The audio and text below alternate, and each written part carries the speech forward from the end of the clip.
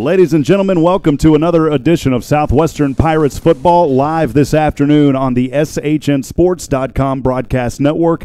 I'm Rob Hipp alongside Galen, Wellnicki, and welcome here to Georgetown High School, actually Georgetown Independent School District, but it's the Birkelbach Field where Southwestern plays their home games, the largest stadium in Division III. Today, it's the visiting Louisiana College Wildcats here versus the Southwestern Pirates. Remember, last year this team met for the first and only time so far. Southwestern won that game 37-34. Galen, we are set for a good one here today from Georgetown. It's going to be a good one. The rain has let up. Everything is looking nice and fresh outside. You know, it's overcast skies, but we had 9 inches of rain to our southeast here in Williamson County. In this area, about 2 or 3, and so not too bad at all. Not bad at all. And, if you look at radar right now, the storm has moved, and the front's moved 100 miles east of it, just about 100 miles east of us. The wind is blowing out of the north right now. It's kind of chilly out there to a degree. Well, we had a good coaches show with Coach Joe Austin just this past Thursday. A lot of things for Southwestern to work on as they fell in a very tough way against a very competitive East Texas Baptist team last week on the road in Marshall, Texas. The final in that one, 51-31, Galen, or 51-21. Galen in this ball game. Southwestern hopefully will find some rhythm. You remember those first 3 drives, they all resulted in fumbles for the Pirates. It was a little slick outside, conditions still the same here back in Georgetown, but it's really going to be a game where Southwestern's going to have to watch the penalties. They had over 150 yards in penalties, 17 penalties for over 150 last Saturday, and also turning the ball over. They've got to be careful again today, Galen. To explain it, it's very simple. They've got to hold on to the ball, not their opponents, and when they're lined up to run a play, they've got to hold their water. It's just that simple. Well, we'll see what happens today. This is a very tough and competitive team as we switch things back over to our field cam now as we will take it down. We do have Chuck Cracy down on the sidelines. Chuck, we'll send it down to you. How are things looking on the field today? The mood is up here. The weather is great for football here in fall. It's actually a little cool early this year, and we're going through the anthem here. So. Well, we'll continue the discussion up here in the booth as we have quite a bit to go over in pregame. National anthem playing there in the background. We appreciate all the fine work and all of our servicemen and those in the military as well as our public service officers out there and firemen. Hey, we got David England up in the booth back with us today, so we appreciate that. Galen, as we look here, the Louisiana College entering today's contest 0-2, 0-1 in the American Southwest Conference. This is a team that in 2 games they've played, they've only put up 58 yards of rushing. Really, Galen, they had 128, but they lost 70, so the net yards at 58 yards for this Louisiana College team. They're only at 252 passing through 2 games. Southwestern, though, still going to have to keep their eyes open as the Pirates, as you know, last week, their running game continues to be strong, but their passing game has been an area that the Pirates have really struggled for. They've got to find some rhythm here on that offensive end as well, Galen. Right. I think one thing you can explain a little bit on their low running totals is the difference between pro and college football on keeping the statistics. In college and high school, the sacks come off the rush. They do not come off the passing like in the pros. And the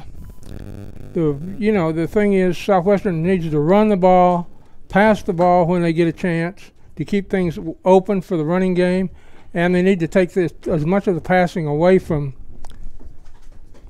Louisiana College as possible.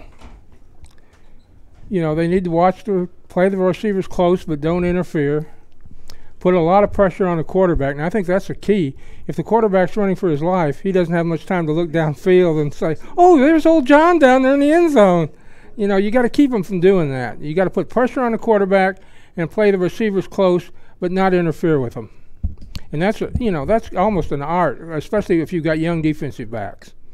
You saw that if you watched a lot of NFL games last weekend. You saw that the younger teams with younger defensive backs, they'd be eye to eye instead of playing the ball. And well, we'll see how things go in this one. Chuck Cracy down on the sidelines. We'll see if he's ready down there with an interview with Coach Joe Austin. And I'm not sure down there, Chuck, if you can hear us or not. I can hear Chuck, we can hear you down there. Can you hear me? Yeah, I can hear you perfectly fine, Chuck. Number 6, And so we will try to get a quick early interview with Coach Joe Austin as we send it down to Chuck Cracy on the sidelines with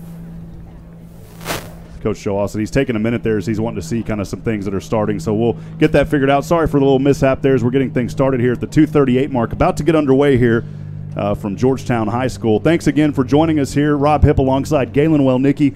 It's always our true honor and privilege to bring you Southwestern Pirate football here on SHN Sports. The captains now meeting at the 50-yard line.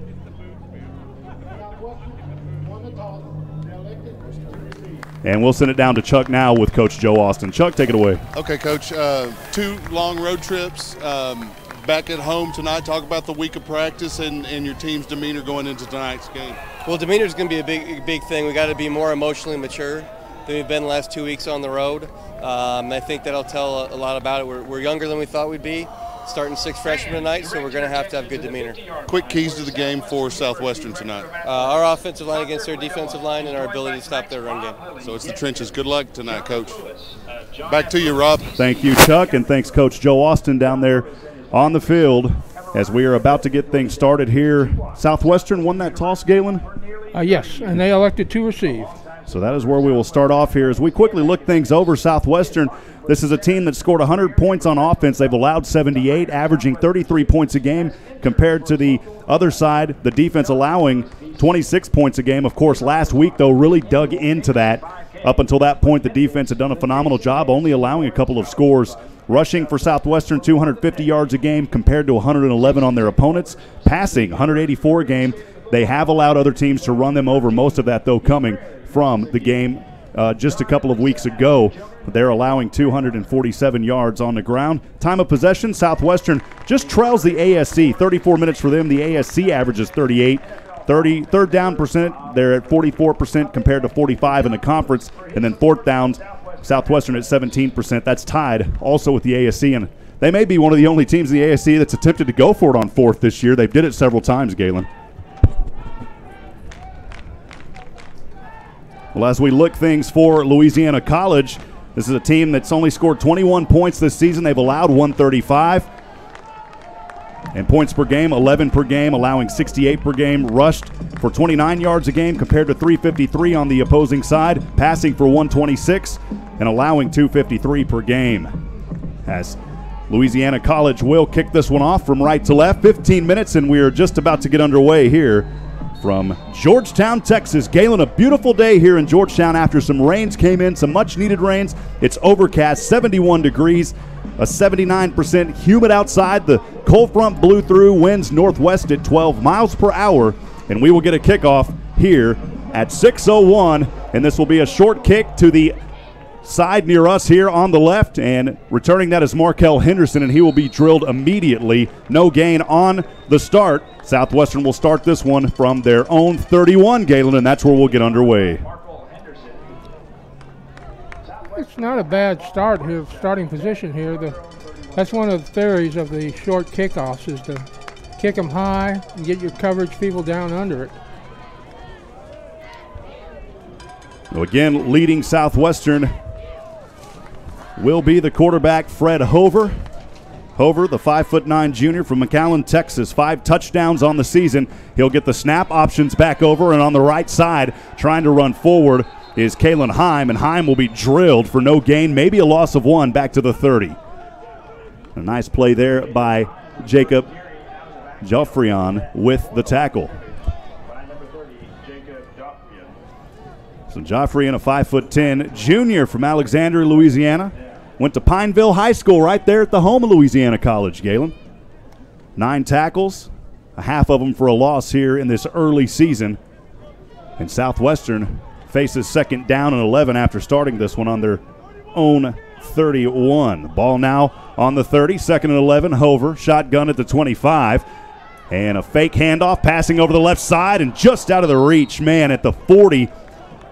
A nice run down there as it went to his receiver, Tavon Gwynn, and Gwynn just underthrew him, Galen. That could have been a touchdown. Yeah, he was wide open. There was no question about that. DeQuincy Jones on the coverage there on the right side as the cornerback. DeQuincy, a 5'9" junior from Baton Rouge. Savon will head over to the sideline. 14 minutes to go. No score here in the first. 3rd and 11 from their own 30. 2 receivers up to the left, 1 down on the right side. Hover in shotgun, standing at the 25. Nobody behind him, and he'll flip it up to Markell. Markell bounces through defenders, pinballing his way to the 36-yard line. And it'll be 4th down, and Southwestern's going to punt this one away, Galen, to get started. This is Joshua Pickett on the tackle for Louisiana College. They're getting that loss on the first running play. It looked like that was pretty well scouted out, that they knew, had a pretty good idea how to cover the option play there. If that's number 19 for Southwestern, that's a new punter this game, Victor Winfield. And no, it is not. It's still Austin Emery. This will be a punt on a 4th down and 5 from the 36. It'll sell just inside the 35. And it was Melvin Young III with the return of no gain, and that is where the Louisiana College Wildcats will start their first drive of the night at the 13:28 mark, Galen. We'll see what they can do here. They'll start this drive going from right to left on their own 33-yard line.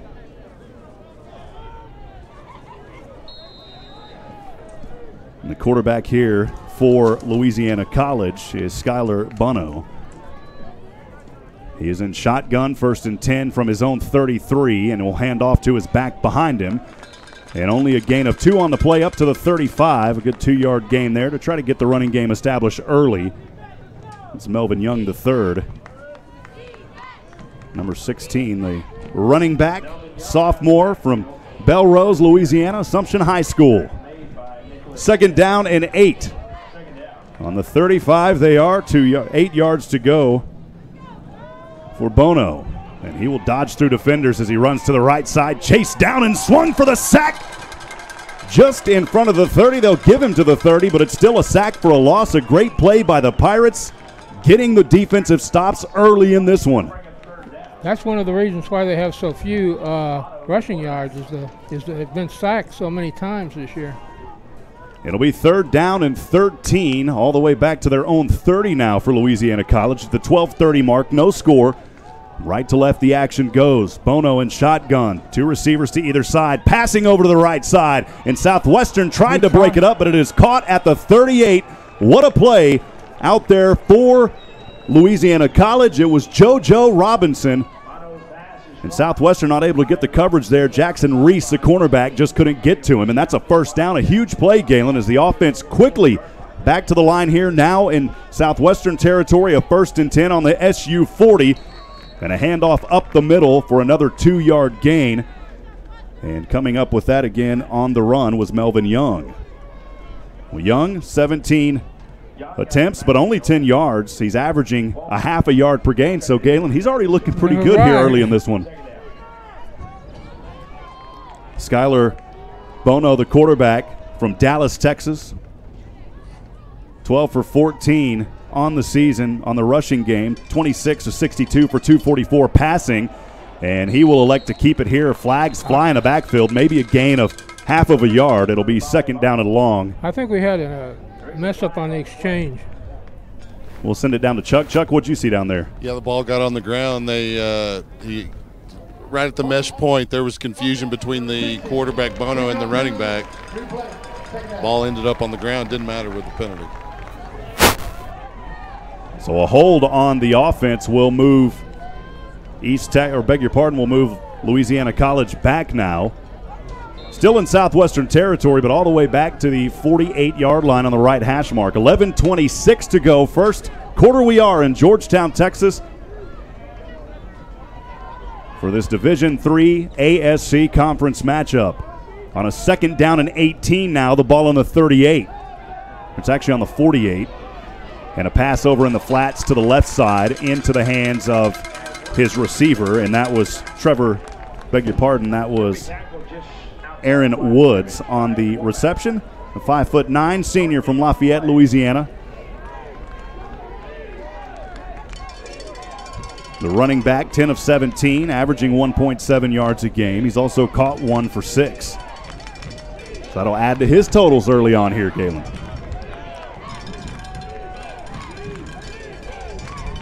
Third down and 17. The ball on the Southwestern 47 from right to left. As Bono has a man in motion, now steps back into protection, fell apart, and he will be slammed for a loss back in his own territory at the 49. Coming up on the play for Southwestern is the big 8-3 and company. Eric Oval and others on that one, as well as Nicholas Smith. Welcome back to Texas for Mr. Bono, who played high school ball in Coppell and started his college career at West Texas A&M. Austin Cassiella back to receive for Southwestern. He's just outside the 10. It'll be 4th and a long 21. They'll punt this one away from their own 49. The punter here, Matthew Guth, will punt this one away, and it will take a low bounce, and Southwestern better get out of the way, and they do, and it'll be fielded around the 24-yard line. So back-to-back punts after each possession, Galen. Second possession for the Pirates. We're scoreless, 9:40 to go here in the first quarter. Partner, I got to tell you, it feels good to be back at home because we've been doing a lot of traveling. Yeah, we got the big one still coming up in 2 weeks. Galen's talking about Alpine. Yeah. That's going to be a fun one.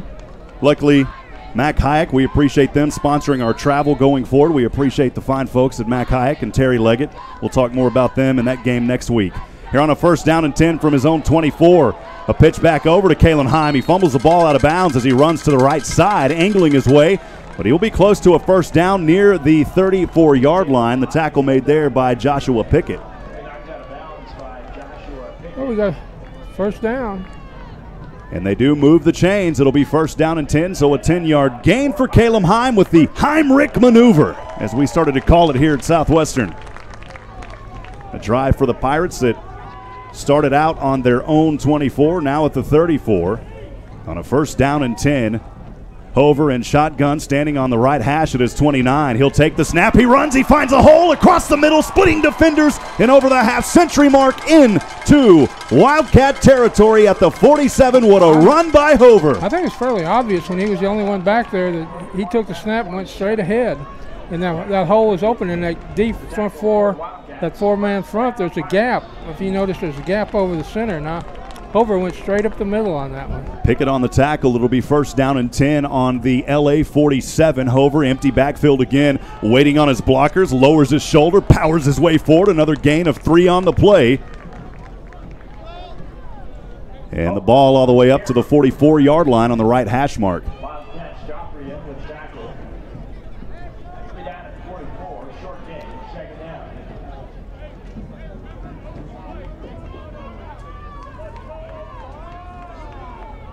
Jeffrey On was the man in on the tackle on that one. Jeffrey on the tackle, 8 minutes to go. Galen getting into the action. Galen's dancing up here, folks. 2nd down and 7 for the Pirates on the Louisiana 44. Hover, fake hands off over to Henderson, over to the right side, and diving in for the catch and the 1st down into the hands of none other than Tavon Gwynn. And Tavon's got a 1st down for the Pirates at the 34. Pirates coming alive on their 2nd possession of the night. And Glenn was helping those officials out there by signaling the 1st down. We got Lorenz Clark was the defender on that play.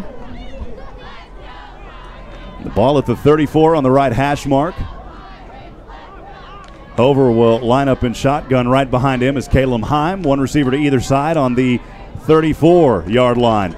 Pitch back over on the sweep to Heim, and Heim will lower his right shoulder and picks up about 5 on the play up to the 30-yard line, Galen. Anthony Hargrove was in there to knock him out of bounds, but he put his shoulder down and just got a couple extra steps out of that shoulder down. He's running tough. He's not just a speedster. He's not afraid to put his body into it.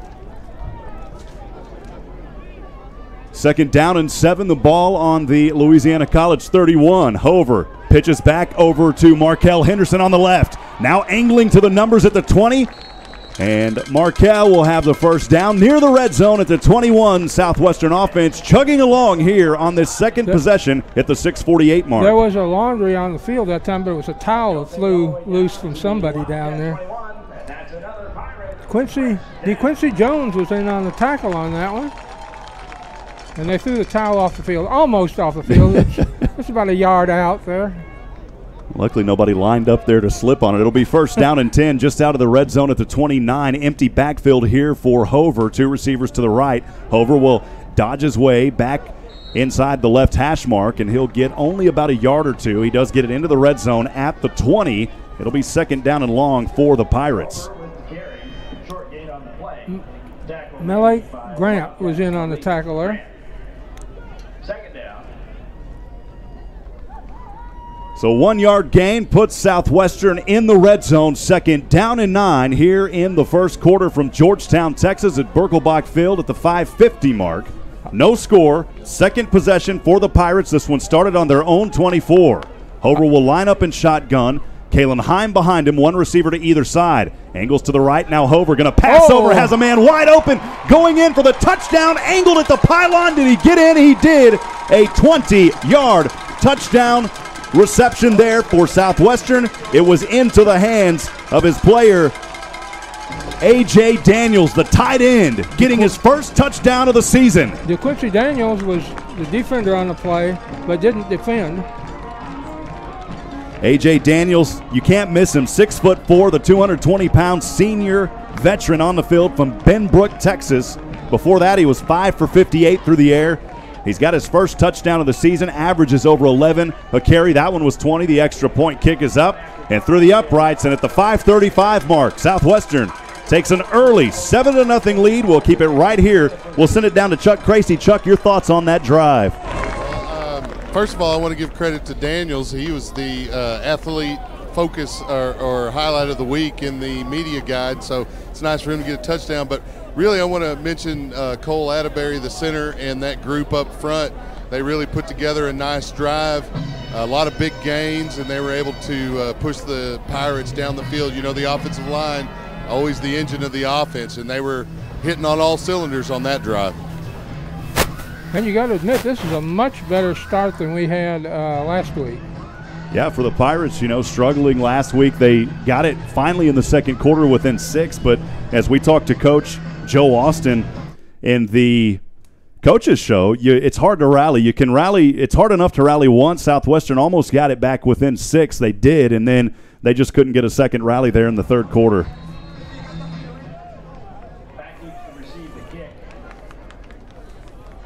So at the 5:35 mark, Southwestern will kick here from left to right. Toe to leather, and this one is on its way. It'll drop into the end zone between the E and the A, and Louisiana College will have this ball at their own 25. Back there to receive it was Melvin Young III, but he just let it go, let it go.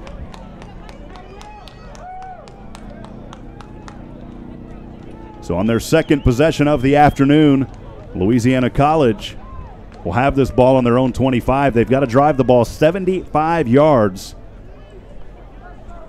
on this one to try to answer the call of the Pirates here at the 5:35 mark.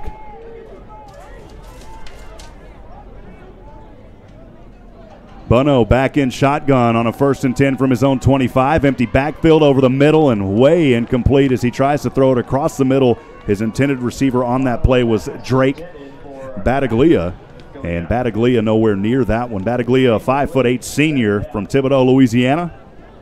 Went to Houma Christian. He's ran the ball 2 times for 14 yards, averaged 7 yards a carry. He's also caught 8 for 81. He's got 1 touchdown on the season. Averages over 10 a game, Galen. So he's a target out there, and we'll be seeing more of that ball go to him throughout this ball game. Second down and 10. The ball is on the own 25 for Bono. And this time he will hand off to his back as he tries to gut it up the middle. Now angling in between the right hash and the numbers just on the G logo. No gain on the play. Melvin Young there with the carry. Number 20 on the top. Ben Brockman coming up with a stop. Big Ben, the 6'0", 185 sophomore. He's got 26 tackles on the season. 27 now after that one. Third down and 10 for Louisiana College at the 5-minute mark here in the first, trailing 7-0 on their own 25. As Bono steps back, throws this one over and has this man. It's complete at the 45 and brought down on the right hash mark for a first down. On the reception there, it was Drake Battaglia. And we talked about it just moments ago, Galen. Battaglia is going to be the man to watch this afternoon, and so far giving this Louisiana College team another first down on a 3rd and 10. Bono took a heck of a shot there just as he let go of the ball, and he was kind of doubled up, and he was looking over to the side there when he was coming back to the line of scrimmage. First down and 10 from his own 46, throws over to the right, and his receiver angles his way and finally brought out of bounds after a 9-yard gain to the Southwestern 45. Aaron Robinson. JoJo Robinson there, the receiver, and it was a little Robinson to Robinson action there. Southwestern's Aaron Robinson, the one to knock him out after a 9-yard gain. The ball on the 45-yard line for Louisiana College. As Bono in shotgun at the 50 is where he stands. His ball, though, is on the 45, has a back behind him. That back going to block for him. Stepping, has room, throws over to the right, reaching up and has the reception at the 14. Wow, what a play over on the right side. It was JoJo Robinson again coming up with a grab. That's just nice work out there.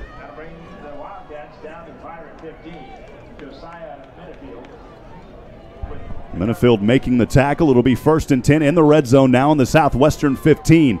Bono stands at the 20, back behind him, 2 receivers to the right. He's going to hand off to that back, and this time the Pirate defense slamming him down at the 20, a loss on the play. And coming up from the pile there, it was Melvin Young III. We'll see him run the ball quite a bit tonight. Nicholas Smith was the man in on the tackle. The ball in between the hash marks now at the 3:45 mark. Southwestern leads 7-0, but Louisiana College, after starting on their own 25, now in the red zone at the 19. It's 2nd down and 14, though, after that loss on the play. Bono in shotgun, steps back, all alone in the backfield, throws across the middle, up, and bouncing around, and his man has it for a 19-yard reception on the play.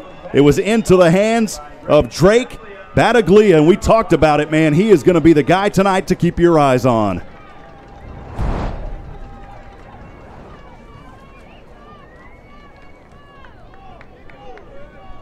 And Galen, he reached up over the Southwestern defender to haul that one in. He's making Coach Austin look real good on his analysis. He said this team had as good a passing game as East Texas Baptist, and so far it looks like it. The extra point kick is up and through the uprights as well. And we've got a tie ball game here at the 3:25 mark. 7-7. Chuck, I'll send it down to you on the field. Thoughts after that drive? Well, Bono's shown quite a bit of accuracy with his passes, -1 or 2.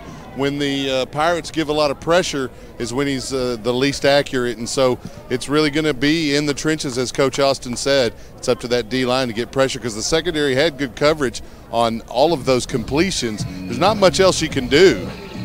Well, Bono out there doing a fantastic job. This is a team that came into this ball game here this afternoon only completing 20% of their 3rd downs. The defense allowing 55% of 3rd downs to be completed, and tonight Louisiana College doing a great job on that end. They will kick this one off from the 35 from right to left. That may be Curtis Sebring out there kicking this one, and it is Curtis Sebring on the right hash mark. 2 back to receive for Southwestern. Kalen Heim back there in the backfield to receive. The kick's on its way. It's going to be short, and it stays in bounds. And did they get that, Galen, or was it already out of bounds? Because if the player from Louisiana College got that ball, it's going to be Louisiana College ball at the 30. I think Southwestern thought that ball was going to take a bounce out of it, and it didn't. It angled back inside. So the officials are going to talk this one over. It looked like they got it before Louisiana College got it before it went out of bounds, but that's just a heads-up play if it is by Louisiana College because, again, Southwestern thought that ball, Galen, was going to bounce. There is a flag back at the 30, but the officials talking things over. Well, that makes the other immaterial then. Well, as you just heard down there, it's offsides on the kicking team. So, as you just said, Galen, it doesn't matter anyways. And I'll tell you what, we've got our first bit of luck here. Chuck, what did you see down there? You know, it was very close, but the Louisiana College player jumped to catch the ball, and he was in the air when he caught it and landed out of bounds. So to me, it was no possession in bounds. So it would have gone to Southwestern either way. It'll be first down and 10 for Southwestern on their third possession of the night. They've got it on their own 36-yard line. And this time on the option, Hover will pitch back over on the right side to Kalen Heim, and he's going to be dropped for a loss of 2 back to the 34-yard line on first down at the 3:14 mark here in the first, Galen. That was Joffrion again on the tackle. I want to say a special hello to all of our friends in Louisiana watching this webcast tonight. We appreciate you, appreciate the hospitality. Wonderful folks down there in Louisiana, and also a shout-out to your sports information director, Mr. Brad Wellborn, for helping us out and giving us a lot of valuable information. So we just want to send a special heartfelt thank you and hello to our friends there in Louisiana. Second down and 11, ball on the 34. The option again, it's Heim on the right side, angling between the numbers and the hash. Out of bounds he goes. And a healthy gain to the 41-yard line. It'll be third down and manageable. Heim, again, doing a great job tonight on that running game. Oral Ledette rode him out of bounds on that play. Before that, Heim, at the 3:25 mark, he would already ran 3 times for 13 yards. Doing good tonight here on a 3rd and 4 from his own 42. The option back to Markel Henderson. The suit man. He's going to be, it looks like just a hair short of the first down. And the suit man only going to bring it up. A short gain of 2 on the play. It'll be around the 44, and the Southwestern punting unit will come on. And Galen, you know why I call him the suit man, because he is a man who knows how to dress. You've seen him on social media. I talked to him. He was our featured guest on SU Football Weekly with Coach Joe Austin. Markel knows how to style, man. I told him I'm going to have to, look up to him for how I need to dress. He probably has a more athletic body to put into those clothes, though. I hate to say that about you, but well, this is a punt. It's going to be drilled at the 15. Louisiana College able to get back on it, but wow, what a play by the Pirates. You got to time that perfectly to where you don't get a penalty, and Southwestern did it on that play, Galen. That was Milburn. Milburn was the receiver. And he got drilled on the play by Southwestern. It was Clay Anthony. Nothing like a big brick of clay to hit you as soon as you touch the ball, with man. that coverage coming down as fast as it was, this should have happened. He should have stuck his hand up in the air right away when he saw those people coming down that quick. But he didn't. Louisiana College will have it first down and 10 on their own 14. This is the farthest back they've been this afternoon here at the 1:30 mark. Tie ball game 7 apiece. Fake the handoff. Looking around here, around the 5, throwing over to the left side and finally throwing it out of bounds. The intended receiver was Micah Dunn, the freshman from Shreveport, Louisiana. He's 4 for 19 this season. There, no opportunity to catch that one. It'll be second down after the incompletion on the left side.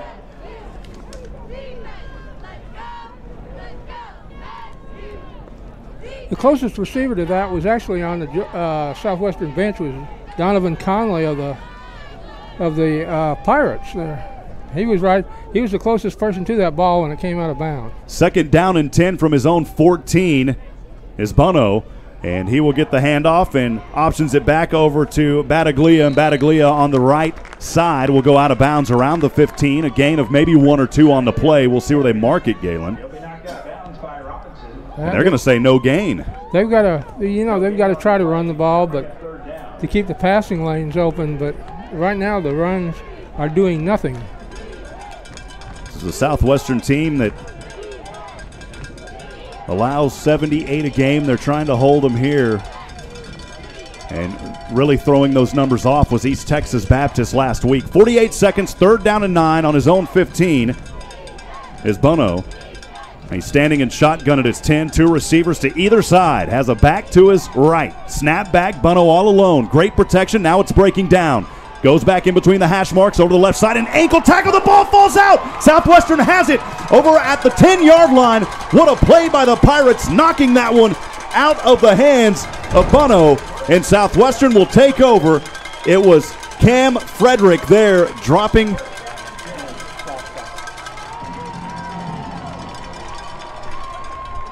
It wasn't Frederick. It was Frederick coming up, forcing that fumble. And Southwestern able to pick it up and run it back to the 10. That is great for the Pirates there, Galen. That's where the luck has been with us tonight. The luck that wasn't there last week is here. Southwestern will now have it on the Louisiana College 12. By far the best field position for them tonight. Empty backfield for Hover. 2 receivers to the left, 1 on the right. Man in motion is Henderson. Henderson gets the option at the 15 to the left, angling, and now brought down right at the 10-yard line on the numbers. A gain of a couple on the play. The clock continues to run here with 16 seconds in the first quarter. He made a good move to get a couple extra yards there on the outside, and then before Clark tackled him. And they may just let this quarter run out here as we're at 5 seconds, and I think that is what Coach Joe Austin and the Pirates will do. So after 1, we're all tied up 7 apiece. It'll be 2nd down and 8 for the Pirates. An excellent field position. Don't go anywhere, folks. Southwestern Pirate football on the SHNSports.com broadcast network will continue in just a few moments.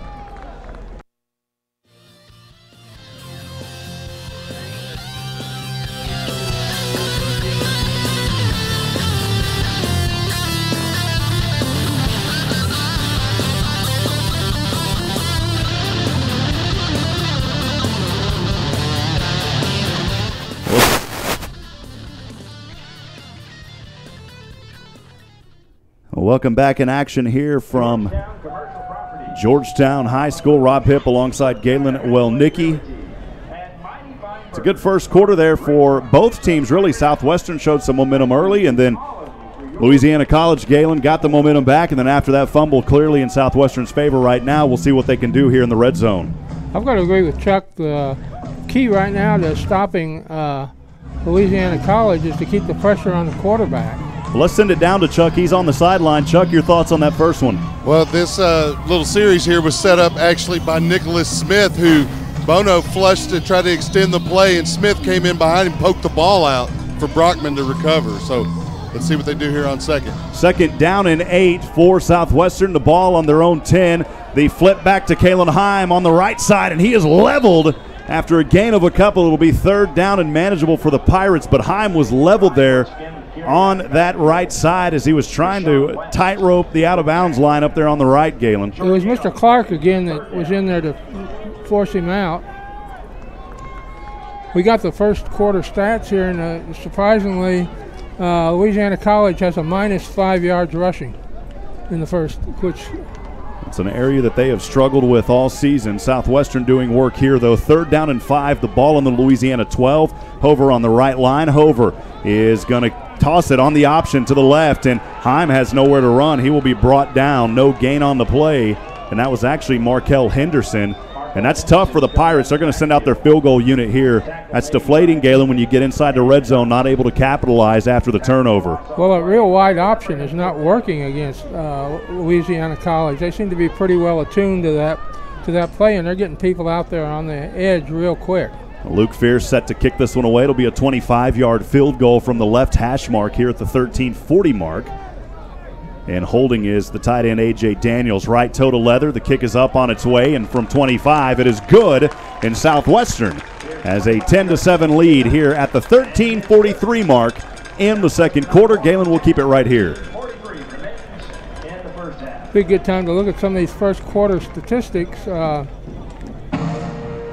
Louisiana College ran 16 plays for a total of 107 yards. Southwestern ran 15 plays for 91 yards.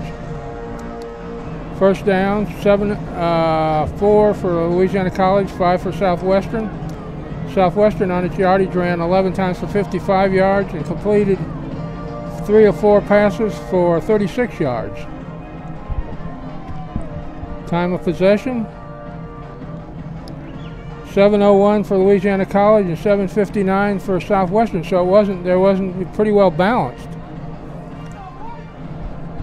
Southwestern will kick this one away from right to left, getting it set near the left hash mark at the 35 is the Pirates. And, of course, kicking this one away is number 82. That's Will Herbst out there. Will kick this one for Southwestern. 2 set back to receive. Actually, 1 set back to receive inside the 5 for Louisiana College. It's a short kick. It is a short kick. It'll sail to the left and drop just outside the 35 into the hands of the big 8'8 out there, which is Sam Phillips. And Phillips was smart enough this time after the lesson on the previous play to call a fair catch. Yeah, that he was. You know, the last one, Southwestern actually got lucky on that one. So 13:31 we are to go here in the first half. Southwestern with a 3-point lead. Louisiana College here on their 4th possession trying to answer the call tonight. Again, trailing 10-7. They'll have it first down and 10 starting out from their own 37-yard line. Bunno in shotgun is back behind him. 2 receivers to the left, 1 on the right, all by himself. And Bunno will hand off to that back, lowering his shoulders in a tough 1.5-yard gain on first down. The carry there on that play was Aaron Woods, the 5'9" senior out of Lafayette, Louisiana. Again, he's carried 10 times, 17 yards this season. He's 1 for 6, and that's coming into the game. His stats a little different now, Galen, since we've got started. Second down and 8 on his own 39-yard line as Bunno will hand off again to his back Woods, and Woods again will only get about a yard to the 40. Southwestern defense bringing out the cannonballs tonight off that pirate ship, Galen. They are. Hayden Smith was in there on the tackle.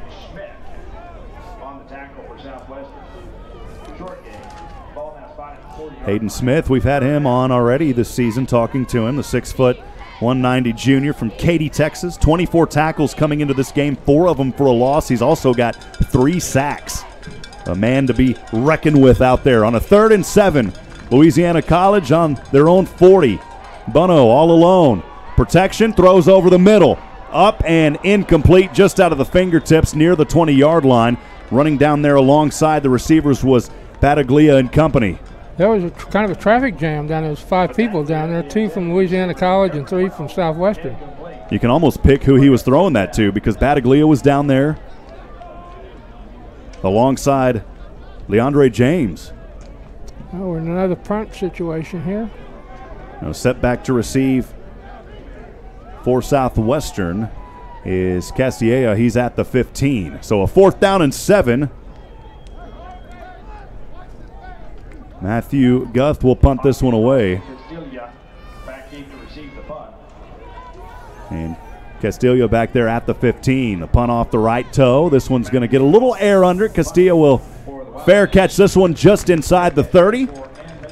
And again, Louisiana College had a little momentum, but it fell short. And Southwestern on their 5th possession of the night here at the 12:04 mark will have it first down and 10. They'll be on their own 30-yard line, Galen. It's a referee-friendly game so far. They're taking the ball and putting it on even the yard lines pretty much. And the ball more towards the right hash mark here as the action goes from right to left. Hover shotgun, as he normally is, 1 receiver to either side, has a back behind him. Hover standing around the 25. And Hover will keep it here as he angles to the right hash mark, and only a gain of 2 on a first down. They may only give him 1. It'll be 2nd down and long from the 31. Julius Johnson was the tackler on that play. They'll give him 2. It'll be 2nd down and 8. Southwestern on their own 32.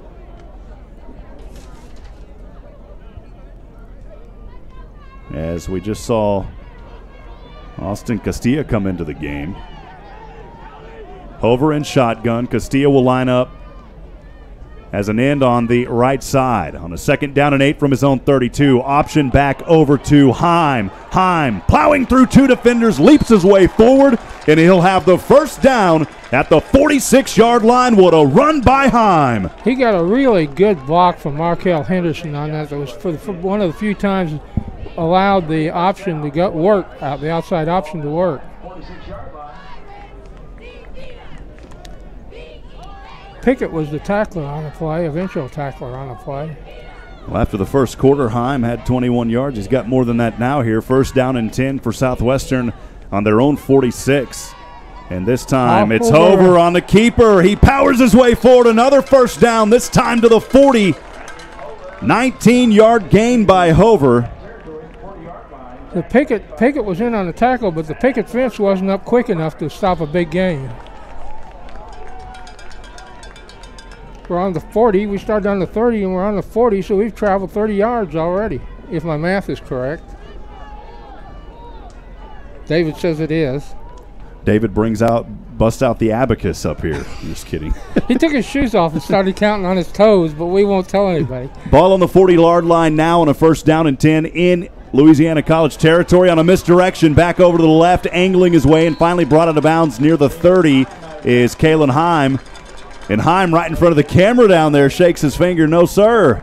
And Hipp will have a healthy gain on that play. It'll be 2nd down and a short one. They've got to get to the 30 for the 1st down, Galen. Anthony Hargrove made that tackle, but that's putting it in good position for 2nd down. You'd like to have 2nd and 1 every time. If you don't get a 1st down every play, you'd like to have a 2nd and 1. Hover shotgun, one receiver to either side. Up to the right is A.J. Daniels. Hover on a 2nd and 1 from the 31 of Louisiana College. And this is going to be close, I think. It's just shy of the 30. I'm talking a footstep. Over with the quarterback carry. On the carry there by Hover.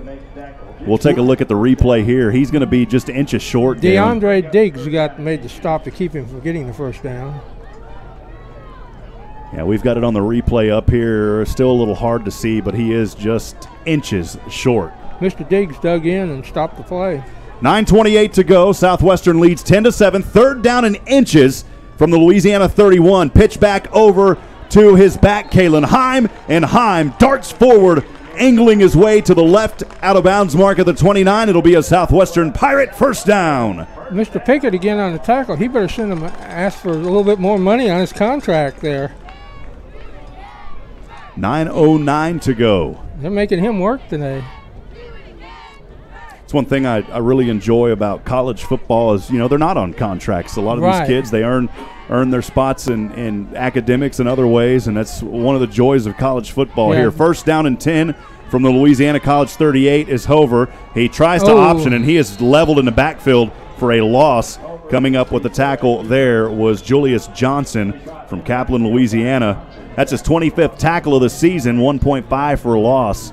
That was not good. Hover got up slow, and he's limping decisively there. Southwestern sends a trio of players back onto the field.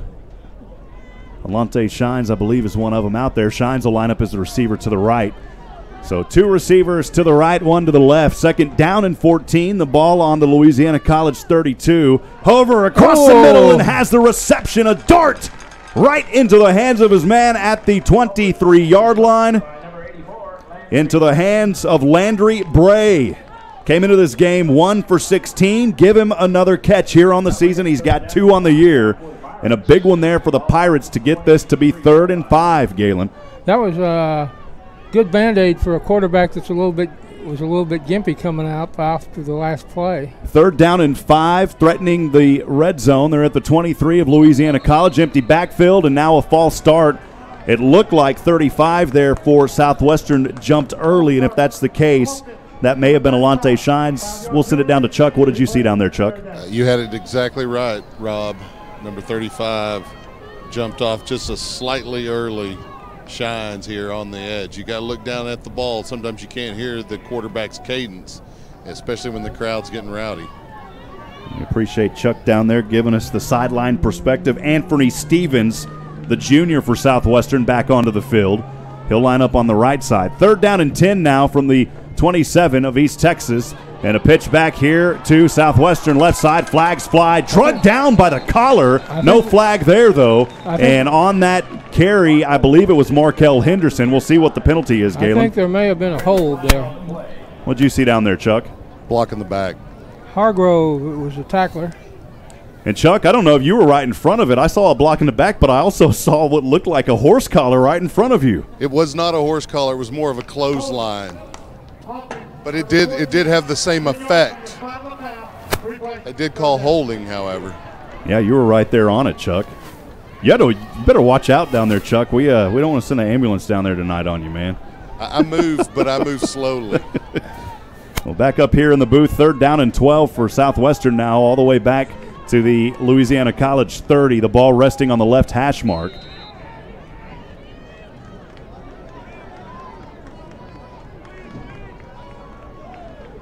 And for Hover, an empty backfield here. 3rd down and 12 from his own 30. Man in motion. He's going to option to that man in motion.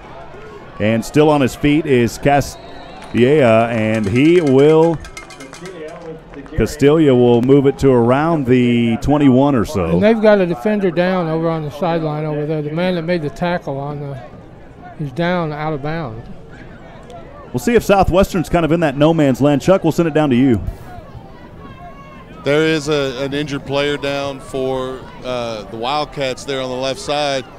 Most of this drive, the successful plays have been coming here on the left side. The last couple went right. It looks like they're going to go for it on fourth. So 4th down and 3 for Southwestern on the 21 of Louisiana College. Hover is going to dance through defenders. Thought about passing. Now he's got to escape the pressure, and he can't. He will be dropped for a loss. A turnover on downs. Great defense by the Wildcats. That was Joffrion again. And Joffrion has been doing an exceptional job out there in that linebacker position for Louisiana College here. The junior from Alexandria and playing for his hometown college. Came into this game with 9 tackles. He's already racked up a couple more. 6:27 to go. Southwestern leads 10-7.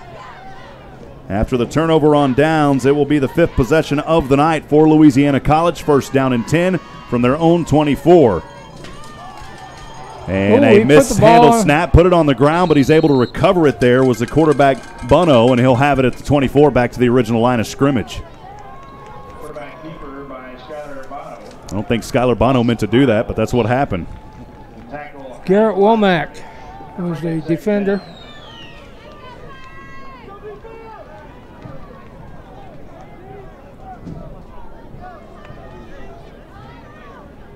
Now that'll bring up 2nd down and 10. No gain on the play. The ball resting on his own 24. Bono stepping back across the middle. It's intercepted at the 35. Still on his feet to the right side he goes and finally brought out of bounds. An interception on that play by Southwestern's Preston Deming. Ben Brockman. That was Ben Brockman. I beg your pardon. Threw it right into the hands, and Brockman able to find that one and come up with it. Chuck, that was a great play by the Pirates. Excellent job. There was pressure coming from the left side, and that ball was tipped as it crossed the line of scrimmage, went right into the breadbasket of Brockman. Yeah, beg your pardon. It was Brockman, the sophomore from Midland, Texas. 26 tackles. He's got his first interception of the season. And Southwestern, after the INT, will have their 6th possession of this afternoon. They'll start on the Louisiana College 32. Hover is going to keep it here. Tries to run behind his back. Only a gain of 1. He'll have the ball at the 31-yard line there on the right hash mark. Julius Johnson on the tackle. 1 yard gain on the play.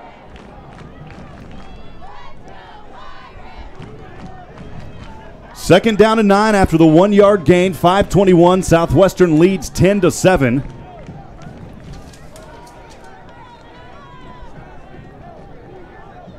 As Alante Shines heads back off the field. The ball on the Louisiana College 31. Hover, shotgun. He's going to keep it. Right side, throws up over and out of the reach of his man at the 15. It's incomplete. The intended receiver on that play was A.J. Daniels, who's got that touchdown in this ball game. Southwestern's only touchdown. It'll be incomplete. 3rd down on a long 9. Hoover got banged just about the time he let go of the ball by Rashawn West. Oh. The 5:01 mark, Hover and company trying to convert a 3rd down here. They came into this game only 44% on the season from 3rd down. It's 3rd and 9 from the Louisiana College 31. Hover options back over to his back. It is still on his feet. It's Markel Henderson, and Henderson, as he angled his way to the left out of bounds mark, he'll have a Pirate 1st down. Just shy of the red zone at the 21. We'll see if they spot it at the 21 or the 20. He may be in the red zone, and he is in it. He's right in the red zone, Galen. That was Mr. Pickett again on the tackle. 4:35 to go. First half. Southwestern leads by 3, 10-7. It's 1st down and 10 from the 20. Southwestern in the red zone for the 3rd time or the 2nd time tonight. I can't recall. We'll get those stats at halftime. I think it may be the 2nd time tonight. They weren't able to score a touchdown the last one, but they did kick a field goal the last time they were down here. Hover in the shotgun from his 20 of Louisiana College, pinballing his way between defenders, and he'll pick up a gain of 2 on the play. It'll be 2nd down and 8. That was one of the big boys, Kyran Givens.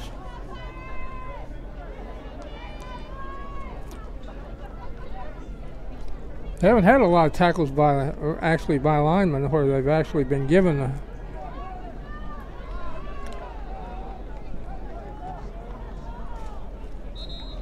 and timeout called, the first one of the game and the first one of the first half for the Southwestern Pirates here at the 3:51 mark. Galen will keep it right here. They lead 10-7. Let's send it down to Chuck. Chuck, what's going on down there? The offensive line is playing pretty well, especially on the left side with Everett and Spalding. But with the short side of the field, it's hard to run the option plays.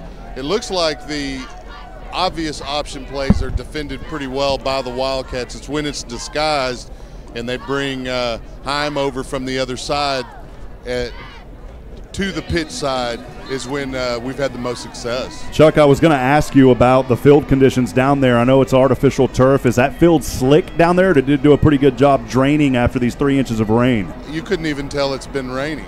Wow. To be honest, my shoes are dry. It's nice. It's great facilities out here. Awesome. Well, we appreciate the fine work that you're doing down there, Chuck. We'll check it back in with you. And, of course, we'll try to get an interview with Coach Joe Austin here at halftime as he heads back in. 70 degrees outside right now. The winds at 12 miles an hour and 80% humidity. Doppler Dave up here giving us the weather. We don't want to take that trademark. I think that's trademarked up in South Dakota. 3:51 to go, 2nd down and 8 from the 18 of Louisiana College. And it was a keeper by Hover, and Hover only gained 1. It'll be 3rd down and long. Galen, this is an area where Southwestern struggled tonight. They have had a difficult time converting 3rd down, as I've talked about numerous times coming into this ball game. Converting 44% of those 3rd downs, they want to get that number up. They need to, and on that play, they did another good job of defending that. They took the pitch man, Henderson, out of the defense took Henderson, the pitch man, out of the play, and Hover had to take it himself. 3rd down and 7. Hover and the Pirates on the Louisiana College 17. Hover will keep it as he goes on the keeper back to the left, and Hover tries to dart forward to the 15. He'll be brought out of bounds. I think they'll mark it down at the 16. And just a gain of 1 on the play. It'll be 4th down and a long 6 for the Pirates, and we'll see if they go for it or if they go for a field goal. And Joffrion was the tackler again. They pretty much got a 2-man offense. Him and Pickett. It's a 33-yard field goal attempt for Southwestern's Luke Fierce. He hit one earlier from 25. Again, this one from 33. The kick is up, right toe to leather, up and on its way. And from 33 yards, Fierce is good again. And Southwestern extends their lead 13-7. We'll keep it right here, Galen. They're kicking into that 12-mile-an-hour wind there.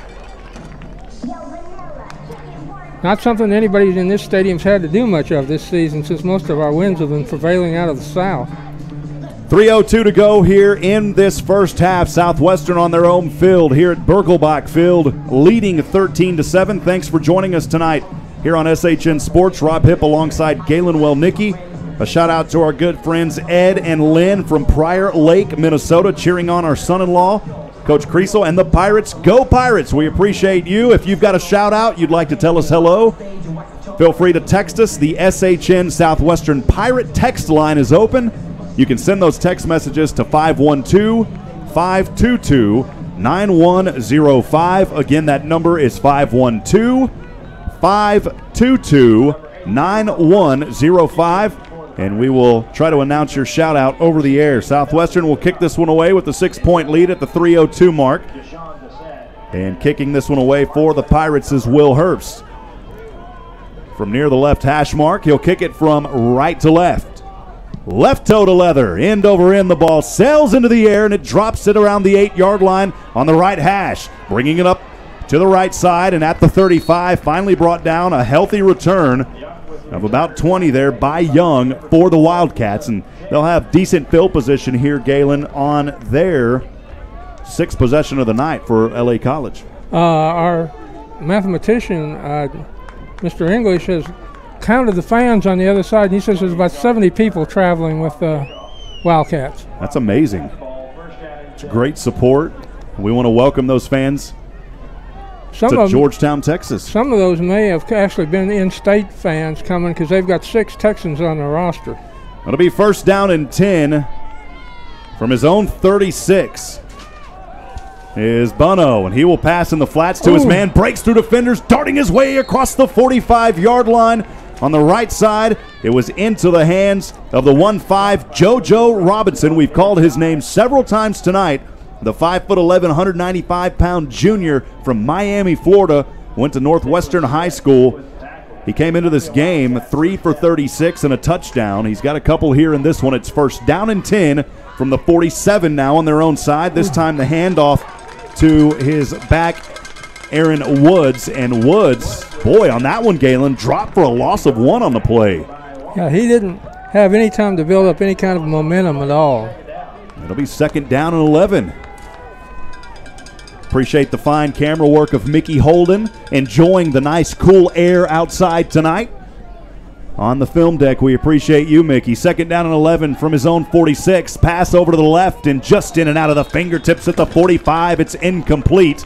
Pass intended for James on the far side. Intended for Jingas there, and great coverage by Southwestern to break that one up. You know, in the early stages of the game, they were coming down with passes like that, but they didn't on this one. Leandro James had a few thrown his way tonight. Hasn't been able to haul much in. Third down and a long 11. They did good on third down tonight. The ball remains on their own 46 as Bono looks over to the left side. Of course, as you can see on your screen there, the Wildcats in their orange pants trimmed in blue, white jerseys, numbers in orange and blue as well. On a third and 11, pass over to the right side, has his man, has the first down, driving out of bounds after the catch there into the hands of JoJo Robinson. And Robinson doing work tonight in the passing game for the Wildcats of L.A. College. I've got to be careful saying L.A. College. People think that we're talking about Los Angeles. That'll be first down and 10 now on the Southwestern 39-yard line for the Wildcats.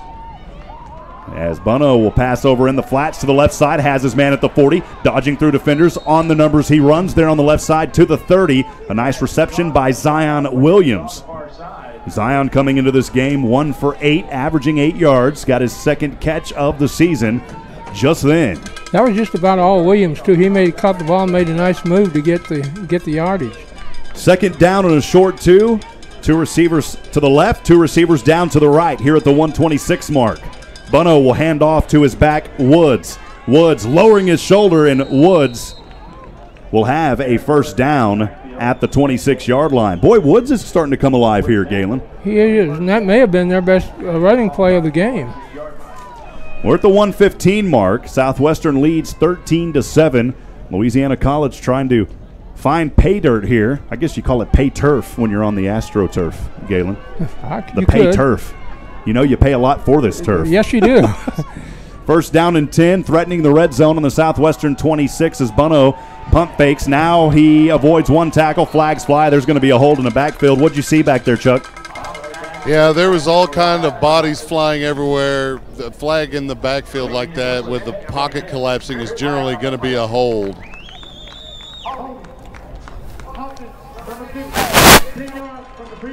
That is a 10-yard variety penalty. The hold is what it is, and the ball will move back. And instead of it being first down and 10, it's going to be second down and 20. The ball was on the 26. It'll move all the way back to the 36 now. David's telling me that was Nicholas Smith on the hold there. First down and 20, 45 seconds to go. And the ball on the Southwestern 36, left hash mark for Bono. Gets the snap, has blockers, the protection is there. Left side up and out of the arm, fingertip reach, a right-handed attempt at the 10-yard line to Leandre James. And Leandre James not able to pull that one in, or was it number 2? 2. Oh, that's number 2. That's Drake Battaglia. That 2 and that 8 kind of mixed together, Galen. I need to get glasses, man. I had them. I lost them. I got glasses for free. The guy sold his business. He said, take whatever you want. I took a pair of Ray-Bans, man, and then I lost them. Come on. And now I can't see, Galen. See what happens? Second down and a log 20 from the 36 of Southwestern. Bono all alone in the backfield. Throws this one over right side, up and over. And did he pull that down? Yes, he did. Wow, to the 1 yard line. What a play by JoJo Robinson. You'll see it here on your replay. And luckily, Jackson Reese able to haul him down at the 1. It'll be first down and goal, and there's going to be a timeout on the field. Look at the replay there. Wow, as he leapt over the Southwestern defender. Body's tangled up down there. And Jackson Reese, the cornerback, he's been smoked a couple of times tonight, Galen, on those plays. We saw one earlier, and we've seen one here again, and Reese is going to have to find a little rhythm here on the defensive end. Not calling him out, but just saying it's been a tough night, and the passing game has been exceptional tonight for LA College. Now 26 seconds to go. Hey, by the way, thanks to everyone out there joining us. I know that Texas is playing right now in TCU, but we're glad that you'd be here with us at the Southwestern Pirates. We'll bring a little energy up here to the booth. We appreciate it. Thanks for joining us. Tell you what, the University of Texas, a legendary radio broadcaster there, Craig Way, Hall of Famer. Shout out to him and the work that he's done over the years. A&M trailing Alabama 21-10 right now. And back in action here, first and goal. Handoff, and Southwestern will stop him for a loss on the play. The carry there by Melvin Young III. And another timeout on the field by Louisiana College. Chuck, they're trying to get into this end zone and take a lead at halftime. Great penetration by the defense of Southwestern on that first play. You know, you mark it at the 1 or you say it's on the 1. That ball was actually about the half-yard line, and they knocked them back up behind the 2 on that play. Going to try to force them to either put it in the air here to get the points or into a field goal situation. Well, Chuck, we appreciate you. Chuck, got some family in the house here today, so we want to say hello to your family. Chuck, who do you have here at the game today, man? Say that again? You have some family here at the game today, correct? That's correct. My wife, my son, and his girlfriend. Awesome. Well, shout out to the Crazy family.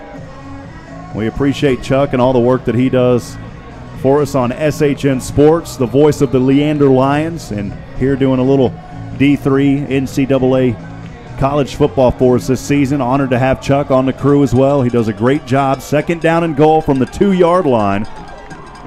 20 seconds to go. On the right hash mark, as Bono has a back to his left, 2 receivers split to either side. 2 yards to punch the ticket, steps back, throws, reaching out, and is it complete? Yes, it is. Touchdown, a 2-yard pass into the hands of his receiver, Zion Williams. Touchdown, Louisiana College. This is not when you want the opposition to score, especially when they'll have the ball when they come out after the half. There's a 2-yard pass right up the middle and across the middle. Easy does it, and a tie game now until the extra kick if it can go through, and Louisiana College will have the lead.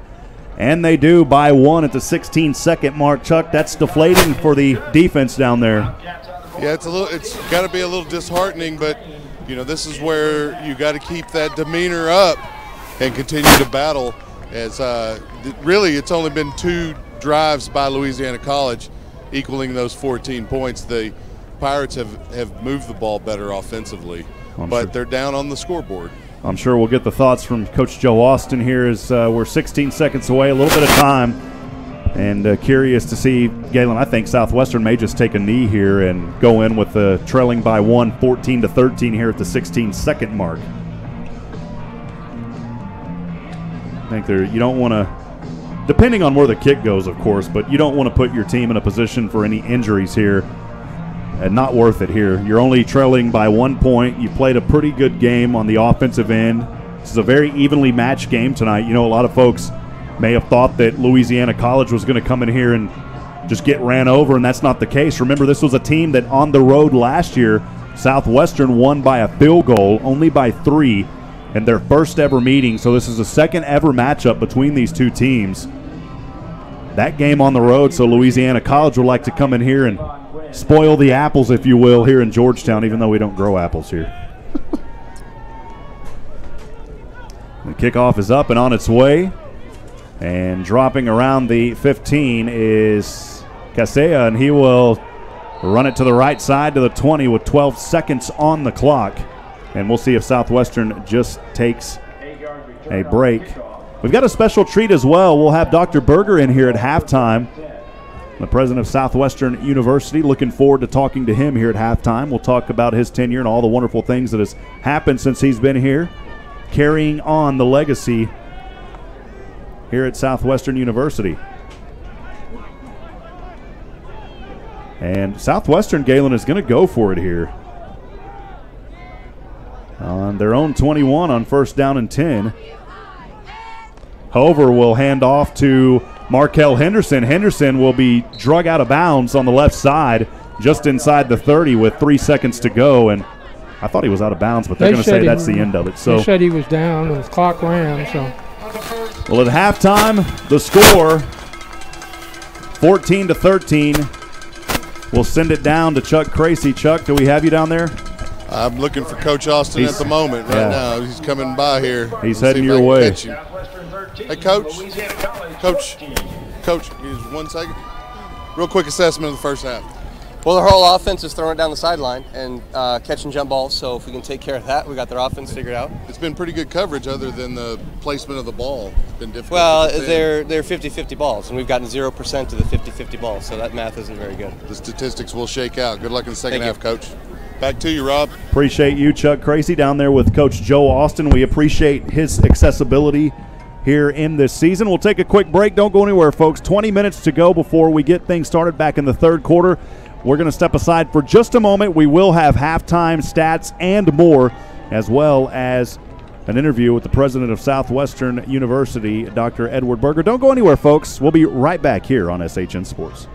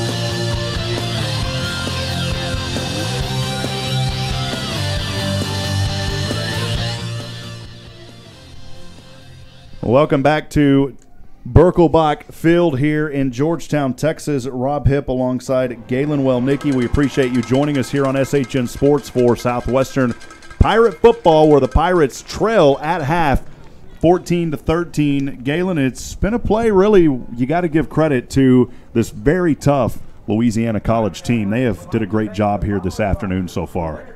And they've done it with rushing for just 2 yards on 13 carries. They've passed, completed 12 of 18 for for 183 yards, and they've got 31 plays for 185.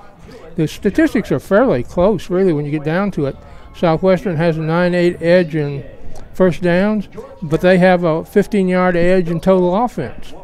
Southwestern has ran for 28 times for 125, and they're just 4 of 6 for 45 yards passing. In fact, they haven't tried to go to the air very often. Yeah, Louisiana College, just 3 less plays than Southwestern, but they've got more yards in the tank right now, 185 compared to 34 offensive plays for 170 for Southwestern.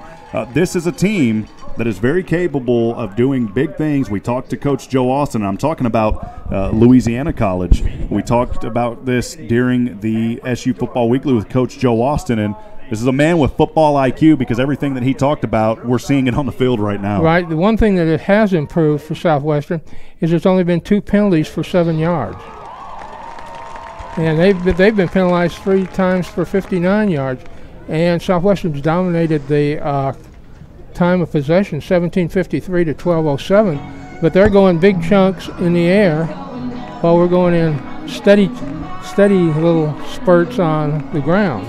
Well, it's a Southwestern team that, last week, 3 first drives, 3 fumbles. Tonight they've held on to the ball, no interceptions. Hover has done a fantastic job as far as that goes, as well as the rest of his team. So, Galen, we got to see what happens here in this third quarter. It's going to be exciting, but we'll see what happens with Southwestern as they've got to keep their composure here. Right. Well, we'll step aside. We'll take a quick break. We have a very special guest in the house in the broadcast booth with us, Dr. Edward Berger. Stay with us, friends. We'll take another break as Nathan switches the camera back over to the field. We'll step aside and take a quick break. Don't go anywhere. Southwestern Pirate Football here on the SHNSports.com broadcast network will continue in just a few moments.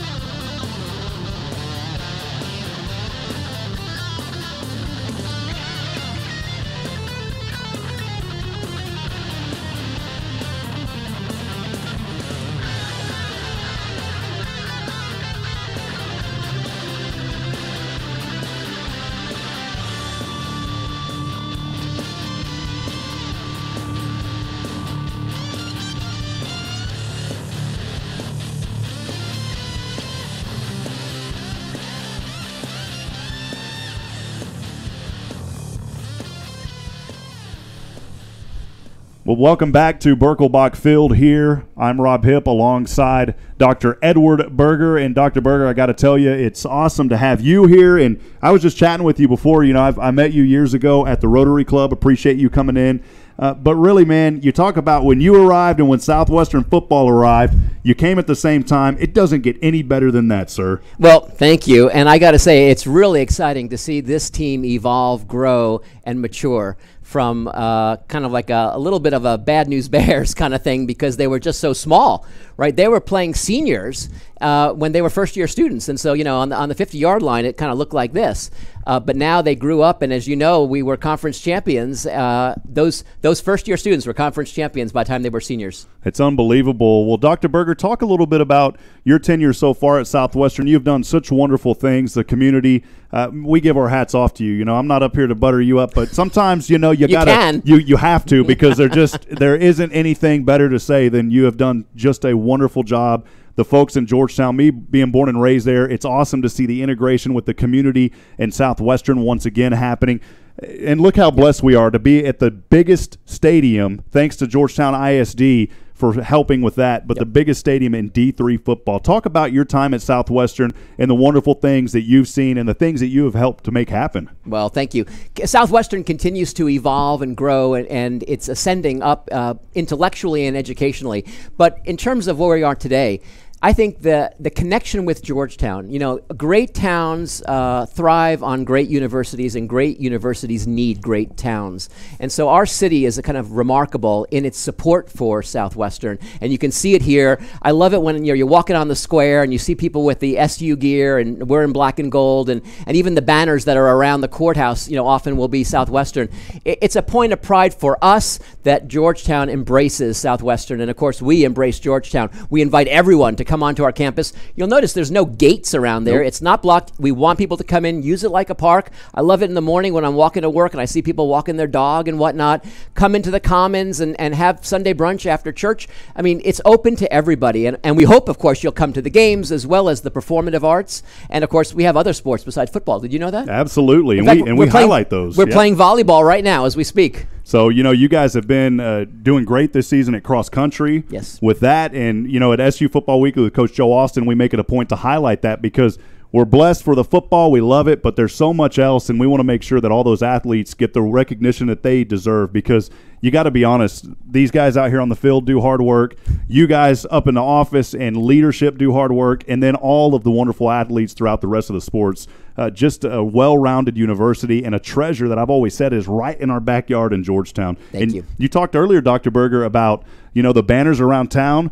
I have to say you left out one of the biggest things, though. Uh-oh. The logo on the water tower, man. Yes. So Southwestern has the logo on the water tower, and you talk about a town that loves their college. That's pretty awesome stuff, Doctor. That happened my first year, too. I was very, very proud of that. That was amazing generosity of spirit, actually, from some of our Georgetown supporters who said, why don't we put that SU up there? And you can see that from 130. Yeah, it's beautiful. Well, Dr. Berger, as we close here, I just wanted to give you a final opportunity just to talk a little bit more about Southwestern, how folks out there that may be watching this stream that are looking to go to college, talk a little bit more about how they can get connected and get involved at Southwestern and some of the awesome programs that you guys offer. Well, thank you.